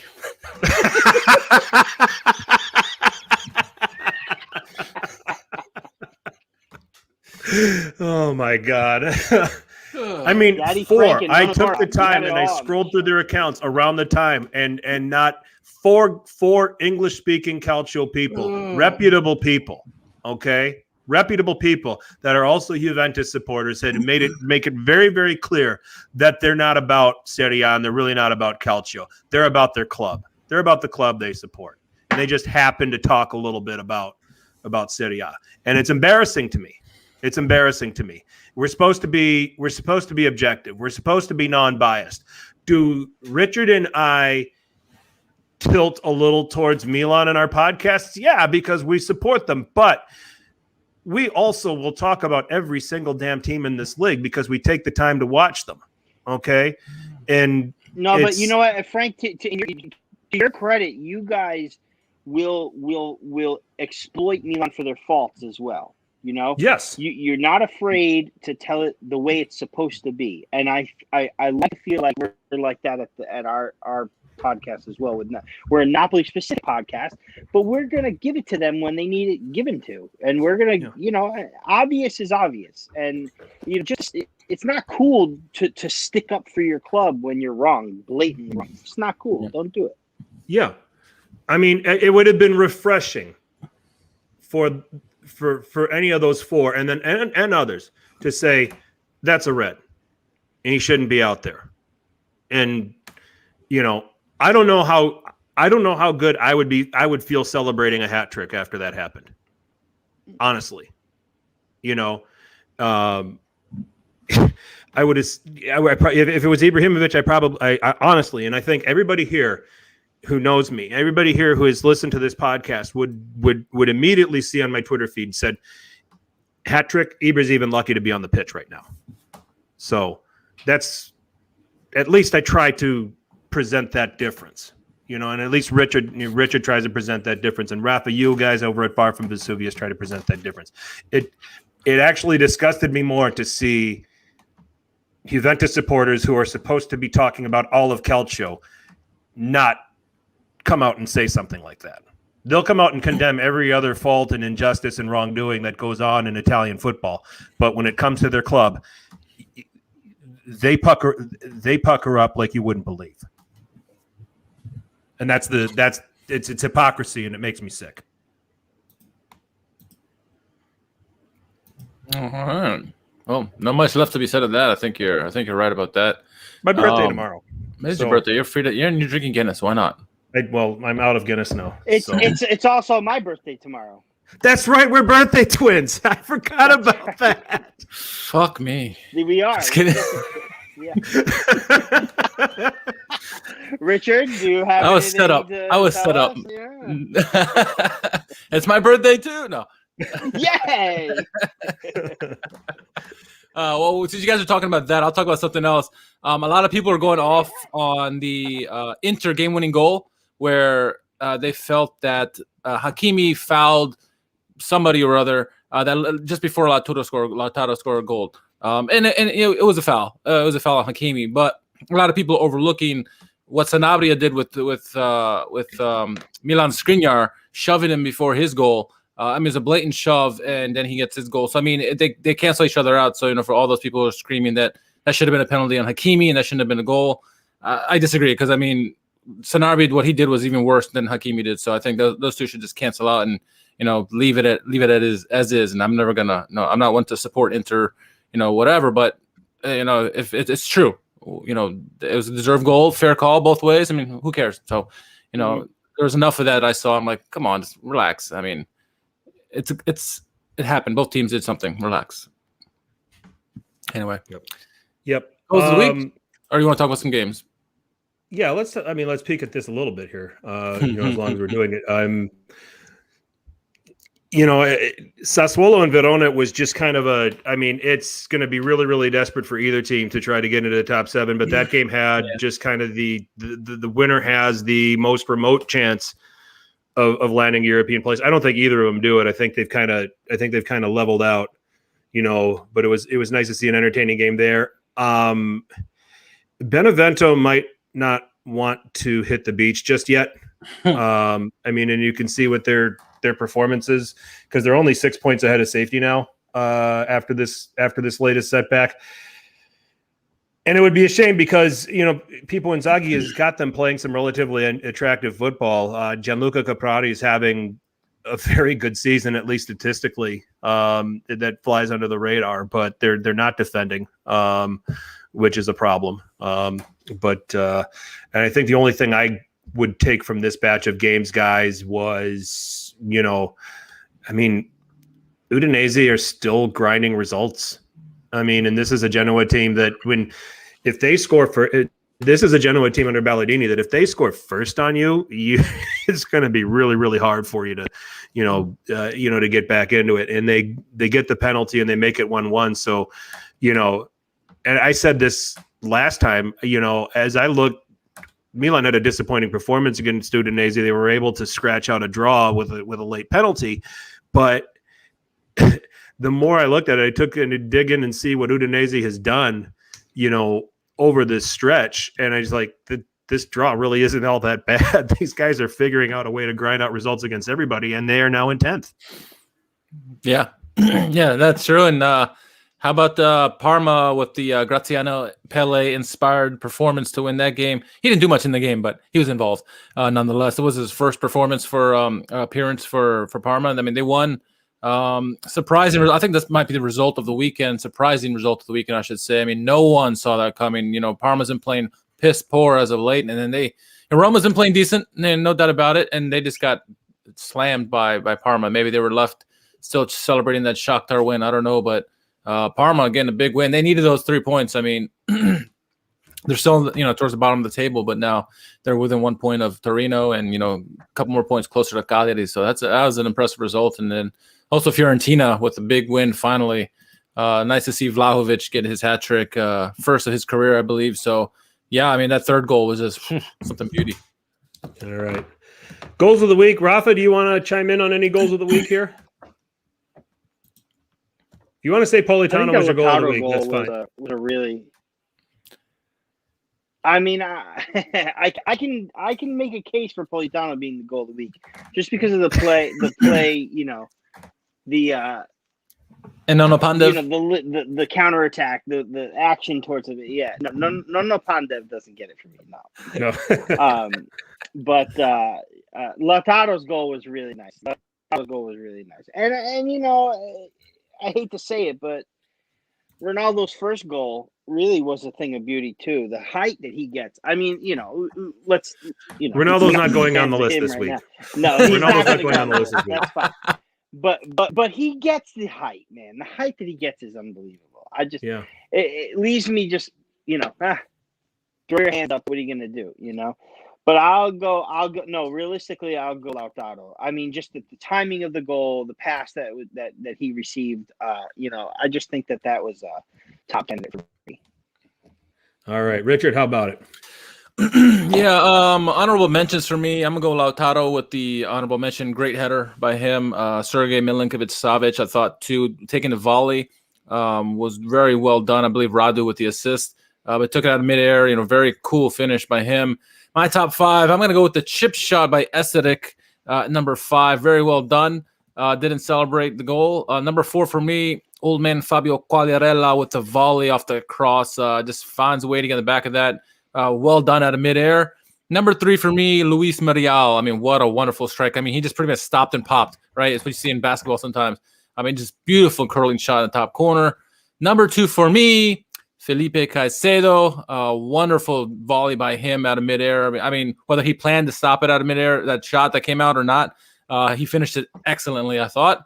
And then Vlahovic, his 3rd goal for number 1. What a strike that was. You can see some of the reaction of his teammates were just like, whoa, look at that. I mean, that was a great shot. It was a great shot, no doubt about it. So that's my top 5. All right. I'm a sucker for team goals, so Locatelli is in at number 5 for me, the goal to open the game in Sassuolo Verona. Lautaro comes in at number 4, the ball from Alexis, the run from Lautaro. It's those watching the ball and just watching Lautaro drift and get into that spot. I mean, that's just textbook from a striker. Muriel's goal at number 3 for me, Isetic's chip at number 2, and then, the Vlahovic completing his hat trick. That was my goal of the week. So, okay. All right. Goals of the week for everybody else. Go to @Serie A Sitdown on Twitter, Instagram. Did we get it right? Did we get it wrong? Who should we be giving a shout to that we didn't? Well, let's get to the important stuff, guys. What everybody really shows up for. And Rafa's first time getting a chance to get to do this with us. It is time for Who Won Calcio Twitter. Richard, lead us off. Yeah, this is actually one I nominated ESPN FC. It says, after Porto's win against Juventus, nobody turned up to Conceição's press conference, and it was obviously a mix-up with the links that were sent out to the reporters. But it didn't look good that he's just sitting there and no questions for him at all. And it's pretty embarrassing after a great win. It would have been nice to see him gloat about it, but unfortunately he didn't get to. So that's a Who Won Calcio Twitter nominee there. Excellent stuff. Matteo Bonetti gets a nomination. Yeah. At Bonetti, of course, of ESPN. Red Devil Steve and United Glory 76251 led me to believe these Farmer League minnows stood no chance. We may have the ultimate Cinderella story brewing. Nice. Nicely done. Nicely done. Uncle Sharma nominated me. So Uncle Sharma posted this picture of a highlight from La Liga. And it was really well done. Really great camera angles and stuff like that. And he's like, hey, look at the quality of camera angles. Learn something Serie A. So I chimed in and said, bro, Serie A can't even handle racism, nepotism, and dumb fuckeryism to handle. How can they handle more than one camera angle? He even nominated me, so thank you. Well played. Well played. But you realize employees of the Serie A Sit-Down are not eligible to win. But we can get nominations, so we appreciate that. That's right. All right. At Milanology with an underscore, Kessie versus McTominay, Fred, and Matic. He was a beast in the game. He certainly was. Well very played. good. I like that. Next one comes from John Solano. So first, let me show you the first tweet. The first tweet, this guy, Frank Khalid, says, I was quite impressed by AC Milan midfielder Frank Kessie last night. Played really well against Man United. Wanted to know your thoughts on him and should Chelsea buy him? Like, he's never heard of this player before. So John Solano chimes in, says, I was quite impressed by a performer of the name of Beyonce that I saw yesterday evening. Wanted to know your thoughts on her and should I ask her to dinner? Solano taking time in between making babies with his wife to put in a zinger like that. He's on 4 now. Is it? I don't know. He's better than me. Did I just read that they're getting ready to have their 4th? Good for you. Congratulations, Good for them. John. Yeah, congratulations. He used to be Paris Snitch. Now he's God Paris bless. Chic at Snajats. Greatest threat to world peace. Oh, this guy comes through every single time, doesn't he? Roberto Gagliardini is in at 41%. Bobby Gags. Bobby Gags. Kim Jong-un at 17, Ali Khamenei at 8%, Vladimir Putin at 8%, and then Xi at 7%. Oh, Bobby Gags. Oh, Bobby Gags. All right, so next one comes in from Art Morelli. So he's first he had this tweet from 2019 that says, I'm at the National Zoo and I gave a little ragazzo wearing a Totti shirt a high five and said, Roma merda. His mother wasn't amused. So he followed that up with a tweet this weekend saying, proof that I have matured in 2 years. A boy walked past his dog past my house wearing a Roma shirt, and I said, "You a Roma fan?" He said, "Yes." And I said, "Forza Napoli sempre." And he said, "Okay, I'm sorry." Nicely done. Let's see. At That's What I Said, he's saying that he deserves an award.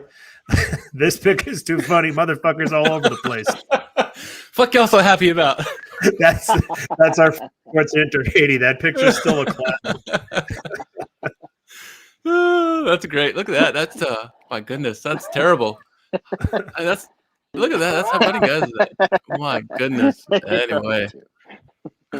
All right. Juve FC tweeting Cristiano silencing his critics. Martino saying he's pointing to the spot where he drop kicked the goalkeeper Cranio. That's what I mean.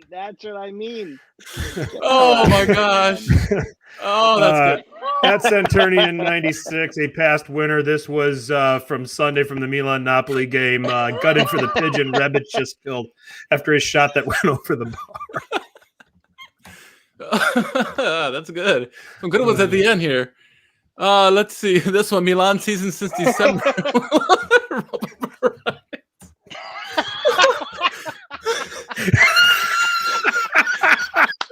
I don't know if I'm still happy because of Frank's comment earlier or this is just a funny video, but it's both, I think.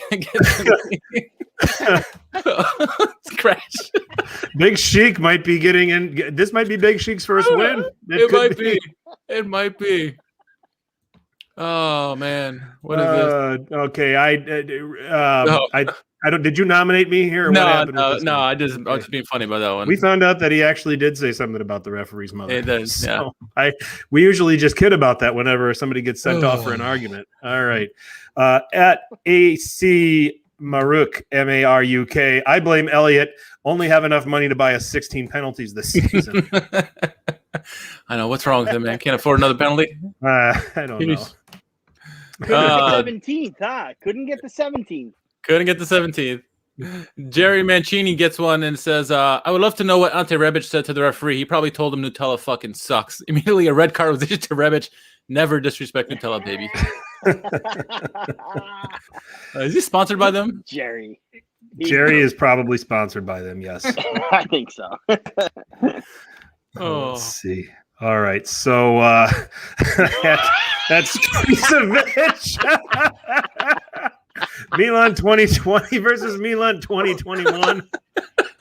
I believe that's Adam Levine. That's the Milan 2020. Adam Levine and Tancredi. You know where this comes from. What's it? Tancredi tweeted out a few years ago that he looks like Adam Levine. Oh, I remember that. That's right, he did. Oh my. Let's get to this next one. This one's from at Gianni J Stinson 5. Pfizer, AstraZeneca. Oh my goodness. And someone put Sputnik with Pirlo's face below it. Let's see. Oh. All right. Okay. So it's I think it looks like Arthur is nominating at Il Pandoro. Yes. Originally Arturo came in. I know just the man that can save Milan, and it's Mike from Empire. And then Il Pandoro goes fixed it, and it's Allegri. It's photoshopped Max Allegri. Very good, very good. What else? Is that the last one? No, one more. All right. So this one comes in from Harry AK90. So the original tweet was I haven't seen this one. I haven't either. So the original tweet was naturally mummified remains were discovered along the arid Atacama Desert coast in Chile, and it says, "Man, was waiting for Juve to win a UCL win." Oh man, that's good. Came in with a bang at the end. There are a lot of good ones. We got to pick, man. Really this was a good week for Who Won Calcio Twitter. Oh, Rafa, you came at a good time, man. I mean, chat room, tell us what you think. They brought it. Pandoro for the win. Rafa, what you got? Rafa, which one do you like? Oh man. Oh god. Oh God, I don't even There's know. so many funny The ones. Milan season one was really The car one, yeah. The Milan season with the Volkswagen was for me. Yeah, that was a good one. I can't even find it. The Tancredi one was great too, though. Big Chic, that's what it was. I'm gonna have to pick Big Chic. That was. Let's look at that one again. 3 wheels barely hanging on. Here comes the jump. And they're flipped over. That's good. All right. I'm fine with our guest picking the winner and having it be Big Chic, huh? What do we think? Yeah, that's fine with me. That's fine with me. Yeah, Big but Chic. honorable mention to the archaeology picture. Yeah, and Paris Snitches too as well. Paris Snitches. Yeah. We love it, man. People are stepping up their game. This Who Won Calcio Twitter, it's got everyone's attention. We like it. All right, so Big Chic, congratulations. @_Nerazzurri has won Calcio Twitter. I believe is this win number 1 for him or number 2? It might be 2. It might be 2 actually. We got to go into the archives and find and keep track of this. So, you're not the only ones that need to get together with the standings. Oh my goodness! Yeah, I know, right? What the heck? Just make us winners and be done with it. I need. Listen, it's all me, guys. It's all me.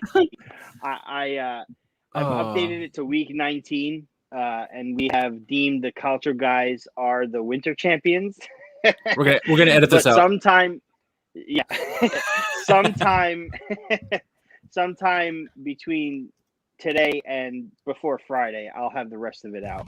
I'll have the updated standings, and I'm actually working a really cool prize for the winner, so I'm not going to spoil it, but it's going to be pretty fun. It's going to be a lot of fun. And thank you guys. Thank you very much for playing, because, I have so much fun doing it. I really do. I have fun watching everybody's, predictions and little comments and little jabs thrown here and there. It's a lot of fun. So I appreciate you guys sticking through it too. Yeah, we have not been very good. Photoshopping that. Well, that's okay. That's all right. So right. the Calcio guys were the winter champions, huh? I do. They were the winter champions at week 19. They were the winter champions. I will pull up the here it is right here. We're towards the bottom. Right. So Calcio guys are in first place. As of week 19, Calcio guys are in first place with 28. Serie A Sitdown is in 12th with 15. 12th out of how many? One correct score, 12 I blanked Frank. Correct results. 100%. But that doesn't include weeks 20 to 20. What are we at? 27 now? So we could be lower. We could be lower. We could be worse. We could be lower. We could be Schalke of this thing. So. Oh man. Well, with that, again, Big Chic @__ There's 2 underscores. You got to watch for that. Nerazzurri, congratulations. You won Calcio Twitter this week. Hashtag Who Won Calcio Twitter. If you find a Calcio related tweet on Twitter that's funny, use that hashtag. So that we could have it on the board for the next episode, and we can go through all of them. Please don't be offensive. That's all we ask. No nudity. As much as certain listeners and certain viewers would love it, let's try to keep it somewhat PG. But cuss words, have at it. Just don't be offensive. No Nutella covered nudity, Jerry Mancini. Don't give him ideas, Rafa. Oh my God! Please don't give him ideas. We already saw that one with the bath. He's already done it. He's already done it. It's just not on camera, thank God. Oh, he's already done it.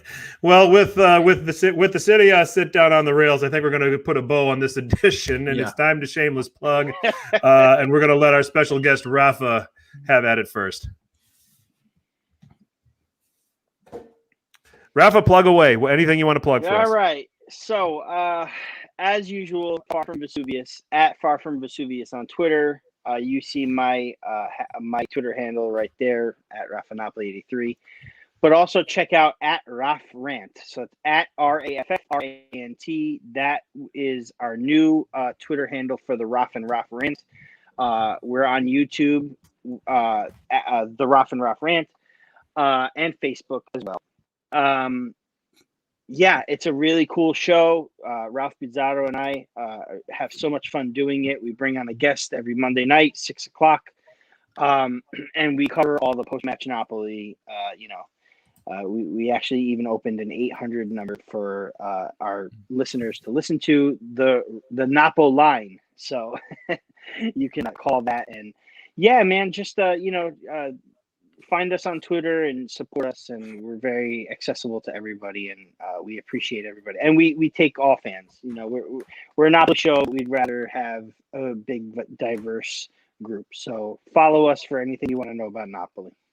Excellent stuff. Richard, anything to plug? I think we have a you did podcast 184 without me, and Had to be done. What is it? Is it because I talk too much? You finally Yeah, I'm doing an offshoot on my own. I got the place to myself. That's right. I gotta find secret times in the dark. No, I gotta change the episode title to "Laugh Out Loud" because my stomach is killing me, guys. I'm laughing too much in this episode. So, I would shout out to Joe Fischetti, got me on his Forza Napoli podcast.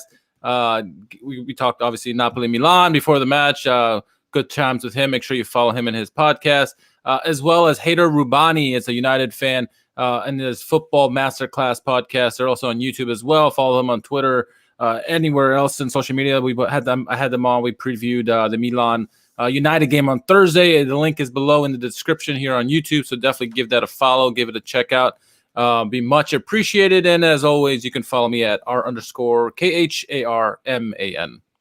Excellent. I can be found, at FTC_21. Again, last Tuesday, along with Matt Santangelo, we appeared on United Daily Podcast to preview the tie between Milan and Manchester United. So, good times there. That's still up on their stuff.